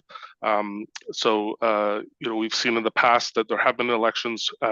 We've reached out to trustees in the past, and again, they have, they are independent political actors, and so they do not need to respond to our suggestions in those pieces. So I think having an appointment mechanism to make sure we can get representation was the sort of the bulk of the conversation, and there are 2 recommendations that came of it. So I don't know if we want for any further questions before we bring up the recommendations. Erin has her hand up, and I think, and so does Michelle. So, Erin, if you'll forgive me, I'm going to go to Michelle first, and then back to Erin. Sure. Thanks very much. I was just wanted to see clarification on the section in the report where it states working group further agreed that issues related to member conduct should not be investigated by staff, but by this working group to maintain independence and for PIAC to be self-governing. My question about that, does that include your conflict resolutions process, or was that only speaking to what takes place within the membership working group? I guess we could probably take that back to expand it. The conversation was around who should be investigating any possible wrongdoing. So I think the conflict resolution is a separate process, and that the discussion was not related to the conflict resolution process. So we're going to take it back. You're going to take it back to the working group and discuss that and get a better answer, or a fuller answer. Okay. Yes. And Erin?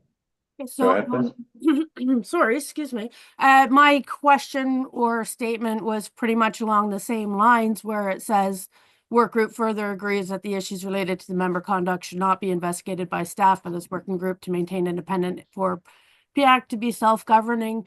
That is not what I interpreted to be happening during the meeting. I believe it was asked, why would this be referred to staff instead of being mentioned here, since the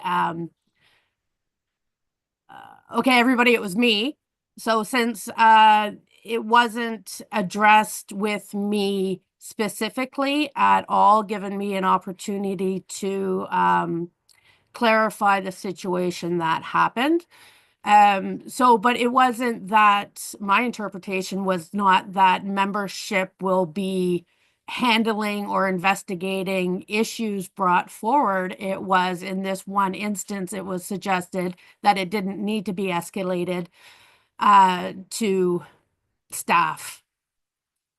And again, I will specify here, because it was a concern for me that this escalation was suggested without me being addressed or made aware of any sort of complaint, and no context was given to the email sent out. So I am happy to elaborate on that if anybody would like further clarity.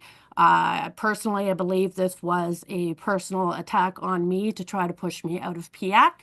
That's my interpretation of it. But for this one line here, my understanding of what occurred and what was said in the meeting about membership dealing with this specific issue was only for this one specific issue, that it didn't need to be escalated to staff. And I also would like to note here that the 30% vacancy rate would not be correct, because we had several members whose terms expired that were then terms were extended. So they are not actual vacant positions. So the 30% is not an actual representation, accurate representation. Other than that, I do agree that we do need to fill vacancies. That's all for me. Okay, thanks, Erin. And Zena, I'm just, if I can I allot myself? Absolutely. Yeah, and I was going to say, I'll take the chair back, and after that, if you could take the chair from me, that would be amazing, because I have a little question too. Erin, certainly from my perspective, I wanted to deal with this issue and in a positive way. And I think we did. Certainly on my part, I'm not trying to push you out, and I don't think anybody else was. As far as self-governing, PIAC is supposed to be an advisory to the trustees and to the board. And I think it does need to be self-governing. I don't think that we've fleshed out how that should be done, or whether it should be done in a particular committee, or whether there should be a separate committee formed altogether. But I certainly support self-governance. and policing ourselves. Anyway, that's that. And Zena, do you want to put your hand up? Do you have a question? I do have a question. I apologize. I can formally put it up or just do this. No, it's fine. Go ahead. Go ahead. When it comes to, I had one little question. I think it was an interesting point to say that when it came to the election process, that the PCO wasn't, and I'm not quoting here, I'm just sort of paraphrasing, but the idea of support was lacking. So I guess my question to the membership working group was, has it been a case where the PCO office has been approached and they just chose not to be available to support? Or, I mean, again, there's probably more to flesh out about this. But just curious as we move forward, hoping that it's more of an election process that we go forward, as PIAC has the ability to hold a central election. It's in our bylaws, and I know that's what the group is currently working on a positive note, to try and have PIAC be able to hold those elections to fill those vacancies. Again, I've only became into membership in October, and we immediately were dealing with the issue about expired terms and those kind of pieces, and connecting to try to encourage. There seemed to be a bit of an uptake, once there was sort of acknowledgement that we weren't consistent with regulations 612, but again, like I would really say, like, we are parent volunteers. I would have an expectation of staff that if they are concerned about supporting PIAC and the representation process, I don't know why it's not already being done.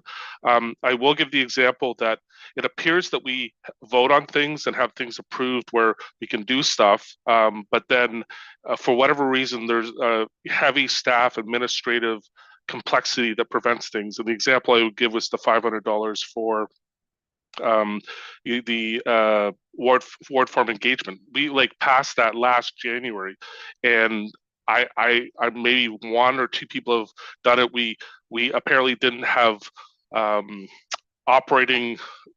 We needed to pass a separate operating motion to before even we could start to do this. So again, I would be asking staff, like, why hasn't this been done previously? Like, if we're concerned about good representation in those kind of pieces, and we've had wards that have been vacant for more than a year, that it needs to be parents advocating extremely hard to get any kind of process going, would be my comment. Okay, let's table the question to staff for a second, but Trustee Davidas, you've got a comment. I do. I didn't want to make a point of order. Point of order, generally speaking, refers to the order of the day, right? So you're trying to understand how things are going. I don't see in any of the documents that were shared with us the copy of the motion that's being discussed. I don't know if it can be put up on the screen. I'm having a difficult time following in that part of the conversation. I went back through the emails. I don't know that I received this this report. So can I ask, is the intent, through the chair, is the intent of the motion to initiate an investigation? No, well, you're talking about Aaron's situation. That's been dealt with and done. The motion is about appointing somebody to Ward 5 and allowing appointments, if I understand that correctly. But Andrew, you can answer that question, and Seema will come back to you. Oh, and Latha, I don't know if you're able to put up the motion on the screen. I'm not sure.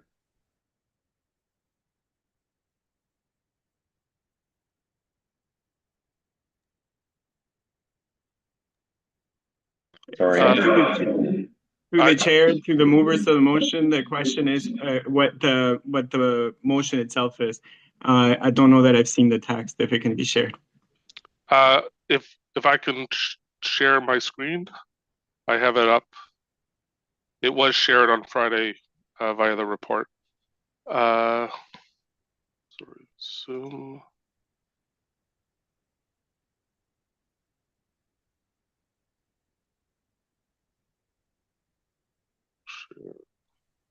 Are you able to see the report on the screen?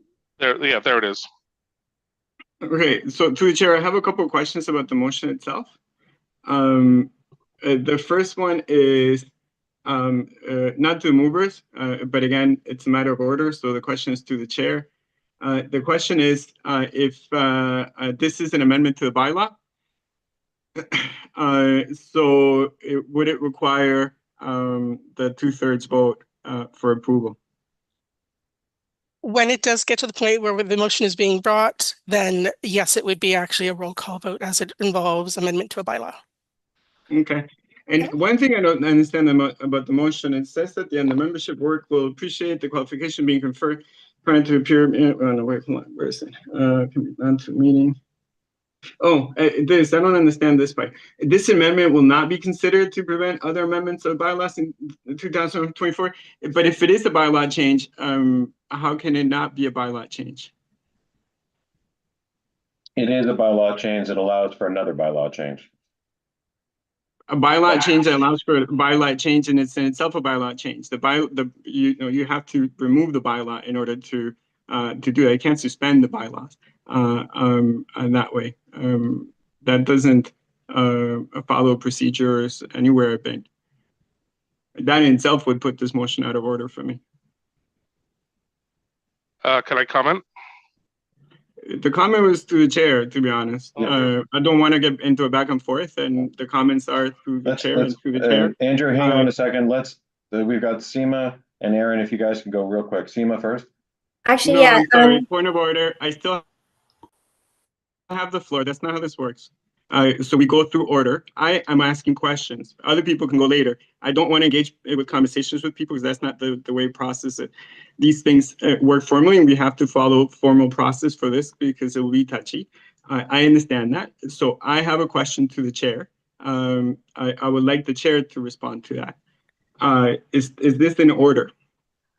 To my understanding, as there is actually a process going on as a bylaw review, it doesn't sit well to me. I know I'm not saying personally, but it does suggest that we'd have to, as you've mentioned, when it comes to the process, an order for this particular motion. To my understanding, and again, I would also be happy to have guidance on that, but that to me would make sense as to having to remove the bylaw to sort of amend it and create it. And then the last point on this is this isn't a process that's being brought to PIAC for PIAC to make the decision on who best to choose, which is what I've seen at the city, at the school board, in making a determination for a person. This is bringing a person already chosen by committee, and that speaks to a lack of transparency in the process. Normally, you want to have some type of contest or process where people can submit names and things like that. If that happened, great. But I'm not sure that the other folks in PIAC are privy to that process. And this needs to be a decision not of committee, but of PIAC. And again, if you're going to choose someone that's going to have the same, if you're going to change the bylaws and go through a process, which in itself is difficult, why come in with a name? Why not sort of come in and sort of first introduce the process and then go forward? And then my last point, I did talk to the trustee for this neighborhood. They are planning to do a meeting next week. This is news to them. They don't know this person. And so I'm going to leave that to the rest of the folks here at PIAC. Ultimately, it's your agency, it's your choice. But, difficult for folks to be making decisions on something like this. I don't know this person. Do you know who this person is, and why are we choosing this person over other people? I don't know, and it's not really explained in the motion. That in itself would also give me pause. Those are my comments. I'll see my time. Thank you, and pass it back to the chair. Thank you, Mateus. Very good, very, very, very interesting and good points brought up. And Gordon, if you could help us through our speakers list, that would be appreciated. Yeah, and I apologize if I'm not following form. It's my first day. Seema, you've got a couple minutes quickly, please. Yeah, okay. So we have an interested parent. We don't want to lose that interest. We're not going to do the appointment, but is there something we can do to run this election? So if the trustee is looking at having a board forum next week, can we, in this instance, all collaboratively work together and run an election? Is that possible? That's my question. It sounds like the trustee is planning to run the election, if I understood that correctly from trustee Mateus. Forgive me, the trustee. Okay, good. Thank you. I don't know. Aaron, quickly. Oh, well, quickly, there's pressure. Sorry. No, it's okay. No, Matthias wrapped it up quite nicely so I echo everything he said. As well, I'd like to again say that this motion goes against the current processes in place. We are in a current bylaw review, and this hasn't been presented at all, even for consideration. So I would rather encourage the member to bring this into the bylaw subcommittee for review and consideration. Since the trustee is planning on having a ward election, it negates what I was going to say next, which would be I would rather have a motion for PCCEO and the membership committee to host a ward election without the trustee. And the second point there for appointing, it kind of goes against everything that we put forward before about the trustee election as far as a democratic process. And the steps were not followed for bringing this person in. It was asked in email whether this Aaron fella had messaged the co-chairs or reached out to anybody other than the person who received the interest. And apparently not. So I would I would like to see this motion go away altogether. Thank you. Thanks, Aaron. Kadeen, go ahead, please. Hi, good evening.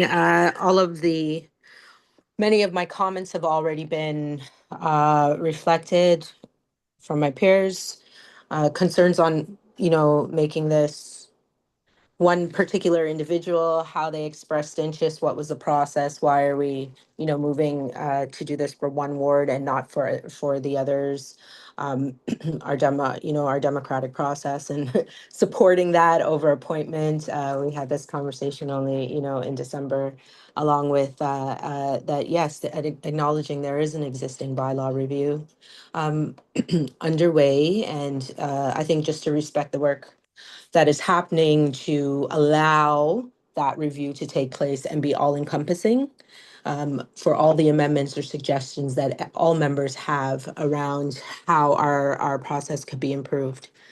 Separately, I would just like to add that this would be the second and maybe third request to have a bylaw amendment made by membership since October of last year until now.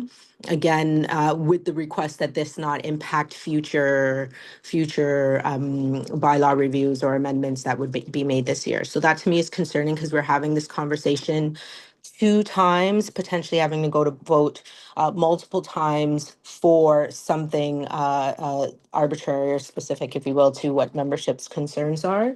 My hopes is that if there is going to be a presentation or a suggested process put forward to members around PIAC hosting ward elections, that appointments and what that looks like be thought out fully and a part of that process. To me, that seems like something that's work that all goes together.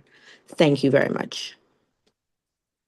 Thank you, Kadeen. Andrew, you can comment, and then I think there's some consensus building about perhaps withdrawing this motion and putting it forward in a different format. Sorry, can I actually just quickly share my screen?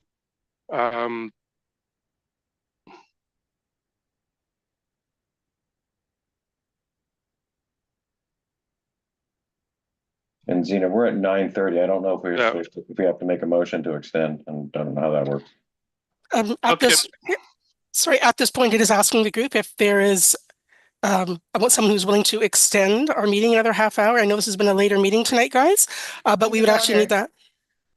Point of order through the chair. This is Nicole, and I believe I mentioned times and overtimes about the executive meeting.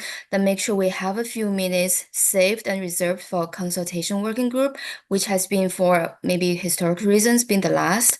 So both colleagues have to wait until our turn. So this time I wouldn't be able to make through the extended next time. So I just put the comments in the chat. Thank you.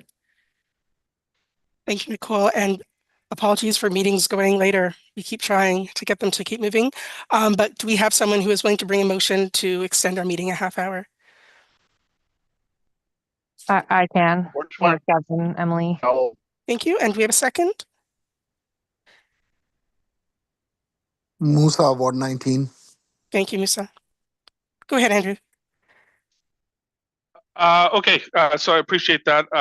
I actually, there was some ongoing communication through email, and some other members had reached out, and there was a friendly amendment I was going to propose to recommendation 1. You can see it here highlighted in the yellow. Again, like hearing from the trustee that apparently a ward forum is going to happen next week. I don't know how that is possible, given that like 14 days notice is required. And again, this goes to like concerning pieces about actually the election process, where brings into question some of the elections that have occurred in the past. And I would hope that this committee would believe, in speaking, I hear from everyone that they want a fair and democratic process. So, I think prepared to withdraw this motion now, but realistically, a 14-day nomination period and ability to register to vote, ensuring that the information goes out to all parents by TDSP staff. Again, the current practice right now is only parents that signed up for trustee emails are getting communication about these possibilities of these elections. That seems to be not very inclusive nor transparent. And lastly, moving to a minimum 7-day election period that could electronic vote, as well as where parents requested in person. That way to try to ensure that as many parents as possible can be involved in this process. So I hope members will consider this. But currently the motion actually has been put forward because it hasn't been motioned or seconded. And given the time in the conversation, I'm glad that we were able to have this conversation, and disappointed at the beginning of the meeting that that the conversation almost didn't occur, because then we wouldn't find out that the trustee is looking to hold an election. And what I find really interesting is this is occurring because of this motion. And again, I think the committee needs to recognize that we need to take actions to hold our own destiny. This was one of them. Andrew, thank you. And just to be official, you are withdrawing the motion, correct? Yes. Thank you very much. Emily, do you still need to speak on this, or? Yeah, I would. I just having just been through a ward election very recently, and being the successful candidate, I have to say it was an absolute mess of a process. So I think there's a bigger conversation to be had here, and it's not of any disrespect to my trustee. I think she does a great job. But the only reason I knew about the election was because I happened to be the Ward 7 rep for my school's council. And there's only one of us per school. So that sets a very small parameter of people. And it was very, I had to go looking for the information. I couldn't find it. I'm a comms person. I work in webs all day long, and I could not find it. I had to email the trustee directly, and she knows me, so she sent me the information, admitted it wasn't visible. Nothing was posted on the day it was supposed to be posted. It was a mess, and I think it really didn't skew to a fair process. It skewed, quite frankly, to somebody who was looking for the information and knew where to find it. And I think there just needs to be a larger conversation that if trustees are holding elections, how they're holding those elections, because it was a bit of a disaster show. So I just want to make that point. There's no question, Emily. Thank you very much. Zena, that issue is at least tabled for the moment, and on to the next. Absolutely. Laffy, can we get our agenda back up on our screen, please?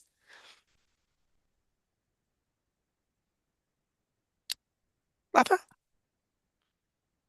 I think it's Is school that, I was going to say, I school didn't want to council miss. working group. I was think going to it's say, Melanie. I didn't want to misspeak. That's all. Okay, absolutely. Melanie, go ahead. Hi, so we submitted a report. The only thing I wanted to, two things I wanted to point out. One is that, so the virtual school doesn't have any affiliation with a PIAC rep. So reps can now, anyone who does want to take on the virtual school, you can now volunteer using the working group sign up form. And then the other thing is we were talking about the ward outreach information session that is being held Thursday, February 27th at 6:30 p.m.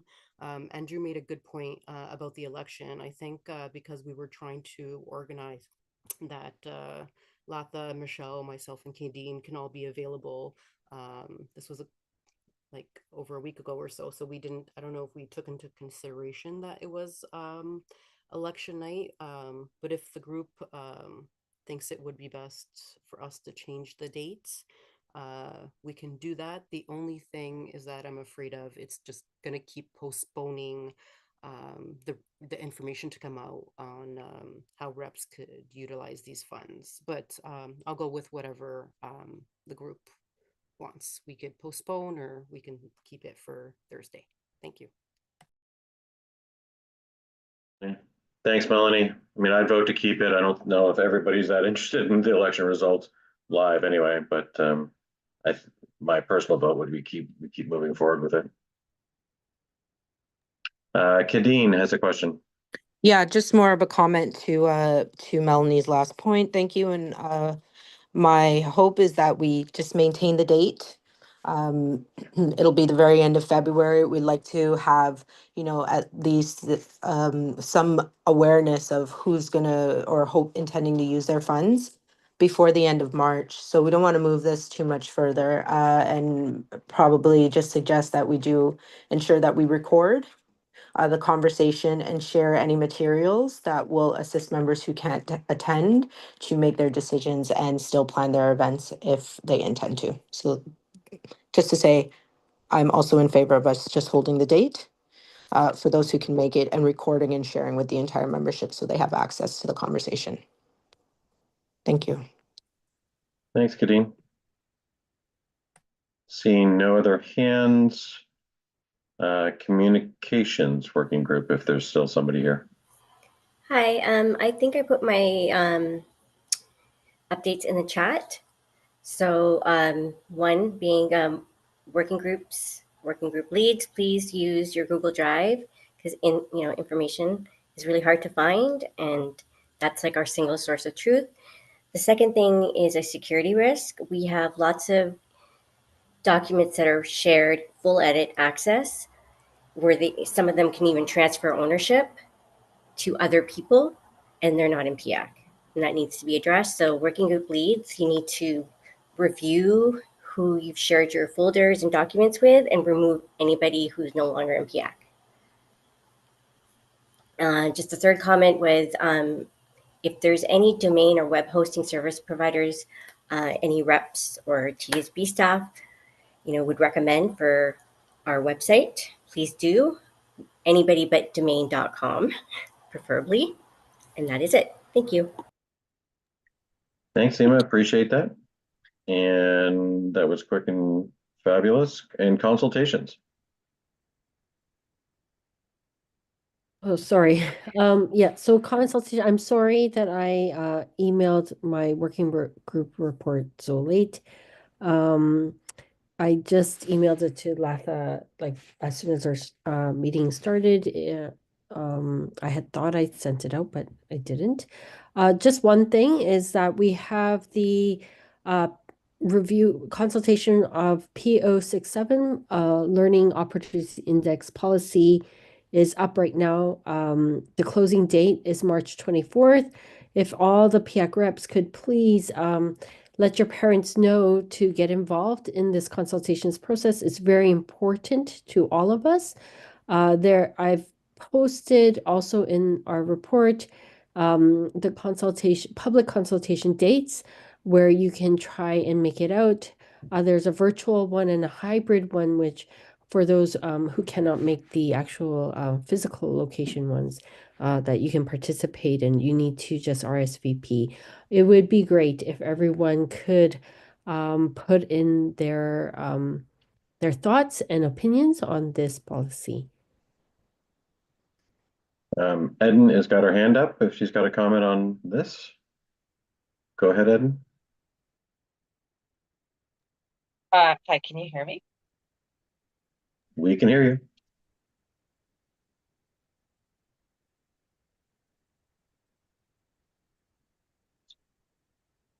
Eden, go ahead, please. Hi, can you hear me? Yes. Sorry. This is not for the working group per se, but for the TDSB staff. All of the LOI consultations are taking place during the month of Ramadan and in the evenings, which is unfortunate.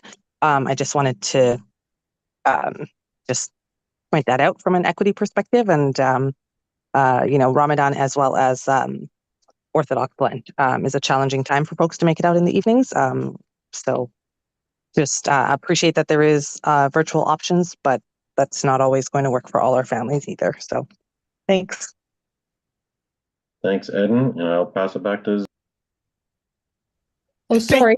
Just one note that I wanted to make is that the hybrid LOI public consultation is on noted for Thursday, April 3rd, but your closing date is March 24th. Is this intentional or is this a mistake?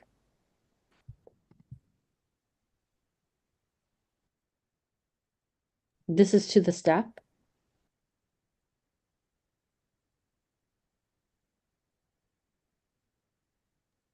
Would there be a response from Jack or Elizabeth? Thanks. The closing date for the consultations are established by the policy department. If there is a concern about them, we could certainly bring that forward. Because your hybrid LOI public consultation, the last one is Thursday, April 3rd, but the Learning Opportunities Index policy closing date where parents can actually put in their opinion is March 24th, which I think maybe you can defer it. And also, just taking into consideration Eden's comment is that if there are families who celebrate who observe Ramadan and they cannot participate in this, it seems a little unfair to them as well. So we can certainly bring that feedback back. Thank you. And sorry, we got Trustee Davidis has his hand up, so go ahead, sir. I'm 99% sure that the reason for the April date is because people flagged the issue around Ramadan and they added a date. So there may be some conflicting dates flying around, but it's because staff, to my understanding, were aware that there was an issue, so they wanted to add a date. But it was late in the process when people realized that this had been the case. So it's not a perfect solution, but I think staff can confirm this when they get back to Superintendent Jack. I think that's the solution that they tried to come up with. Information had already gone out, I think. Anyways, it's to explain, not to excuse it, and obviously Right. we need to do better in figuring stuff out. So I'm just wondering if the date for the closing date can be made past the April 3rd date, just to give some parents time to. Well, we need to confirm that the closing date has been moved back, basically. Basically, yes. Yeah. Well, hopefully Jack or somebody can figure that out and get back to us. Thank you, sir. And Zena, back to you. Thank you, Gordon. This brings us to our staff update. Thank you. First of all, just to tie up that last item, I've asked Latha to just inform the policy folks of the two questions, one around the consultations during Ramadan, and the second thing to just follow up on the date, the closing date on the website, which may not be correct. So for this staff agenda item, I wanted to bring to PIAC's attention that at the December 11th board meeting, a letter from PIAC was cited in the debate on the floor about the trustee vacancy in Ward 11. The letter supported a by-election as opposed to board appointment and was announced as coming from PIAC. In the December 17th PIAC meeting, the issue of the letter came up and was discussed. After reviewing the process taken, it was evident that the process that should have been taken to bring it to the full PIAC committee did not happen. In our January PIAC meeting, for example, a letter from a PIAC committee about the budget was brought to the entire committee for discussion and suggestions, and then was actually approved by the larger PIAC committee.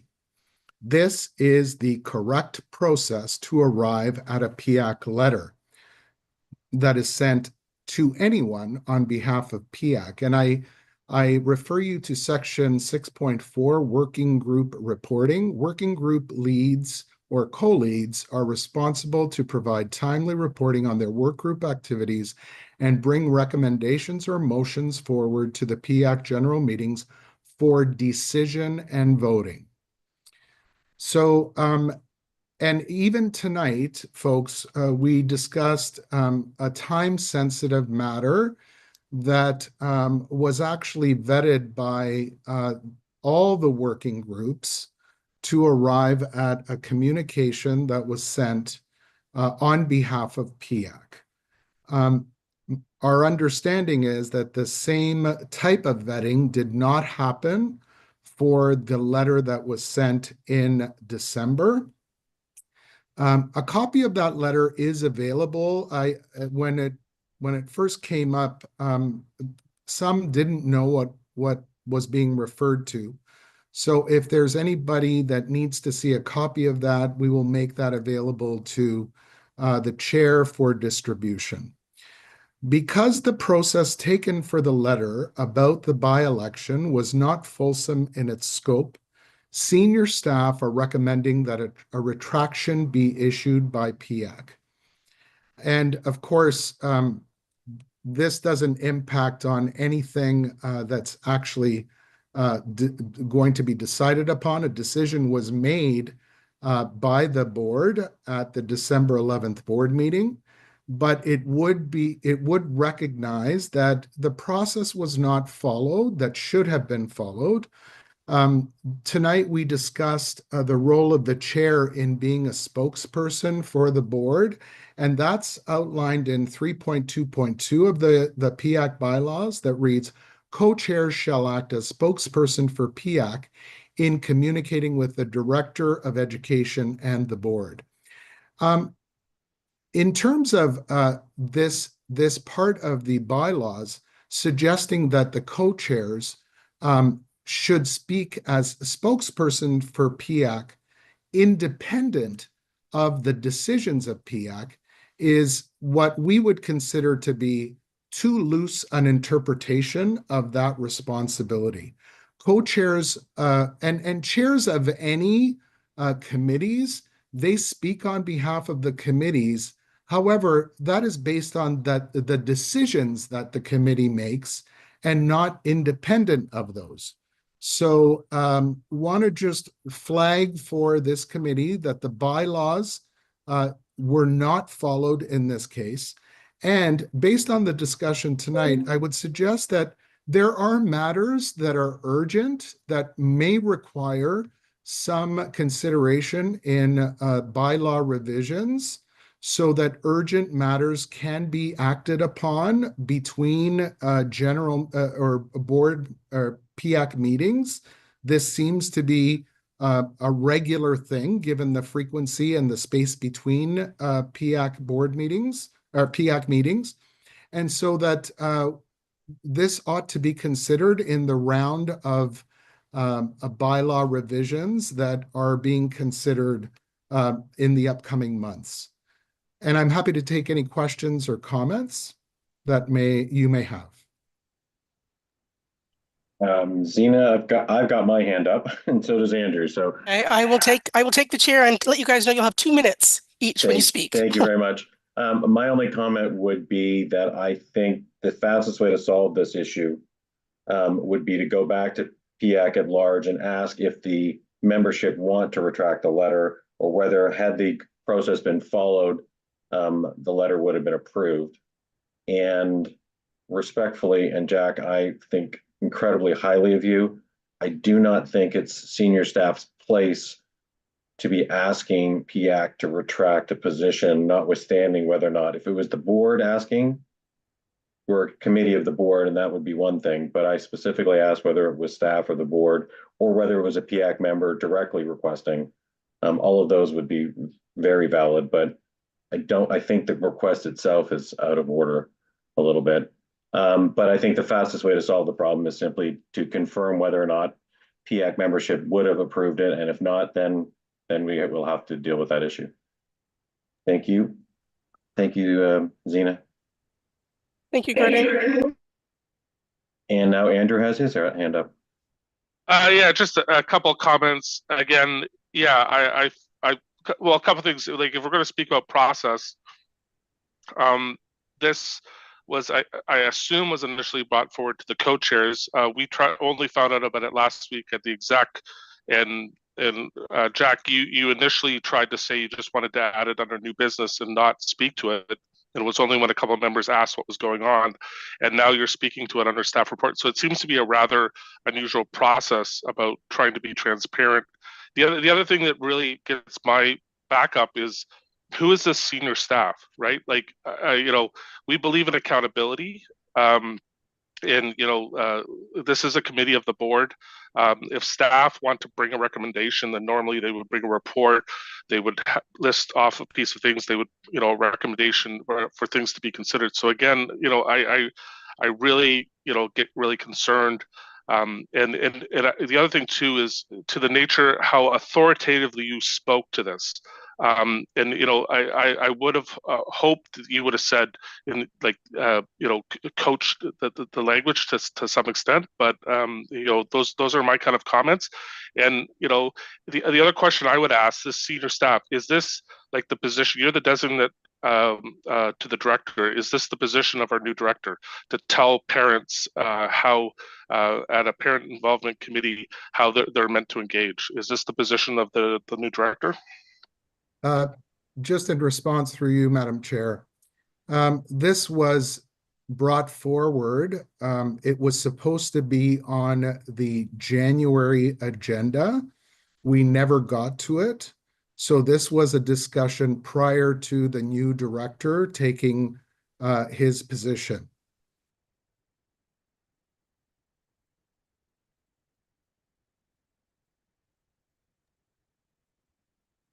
Okay, Zena, I'm going to let you handle how we deal with this. I'm just understandable. So when it comes to PIAC, if you're asking PIAC to retract this letter, to be fair and honest, I'm trying to decide what that process is. So I am looking for suggestion actually from this group, because I would think it would actually be in the form of a motion of some sort. For instance, I don't know if we can just go onto the floor and say, raise your hand if you want the letter retracted or not.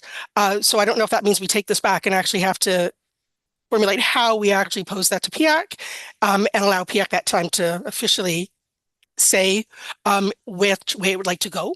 And then at this point, even if we were to do that this evening and put some motion on the floor, the question is, do we have quorum? And that's actually a question for membership to determine for us right now if we actually still have quorum. If we were to actually go through the process of asking PIAC the question and allowing that vote to take place, and it looks like we have a request to see the letter. So I wonder if we actually defer this so we can get. I'm just thinking as a thought. Through you, Madam Chair, please, take the time you need to have a discussion about this.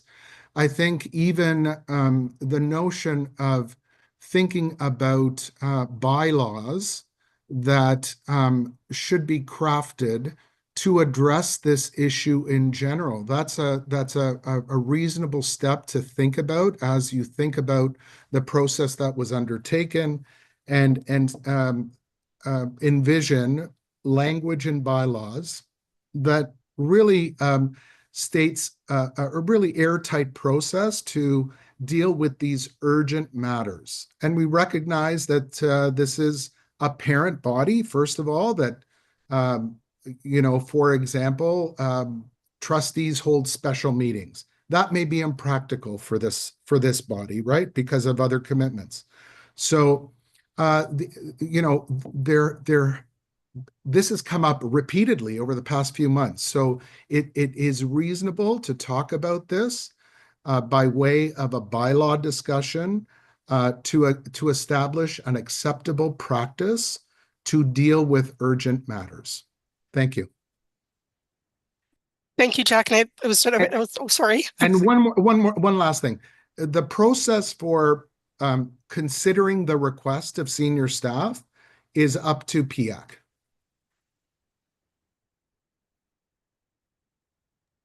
Thank you. And this is a conversation, as you've mentioned, and something to discuss.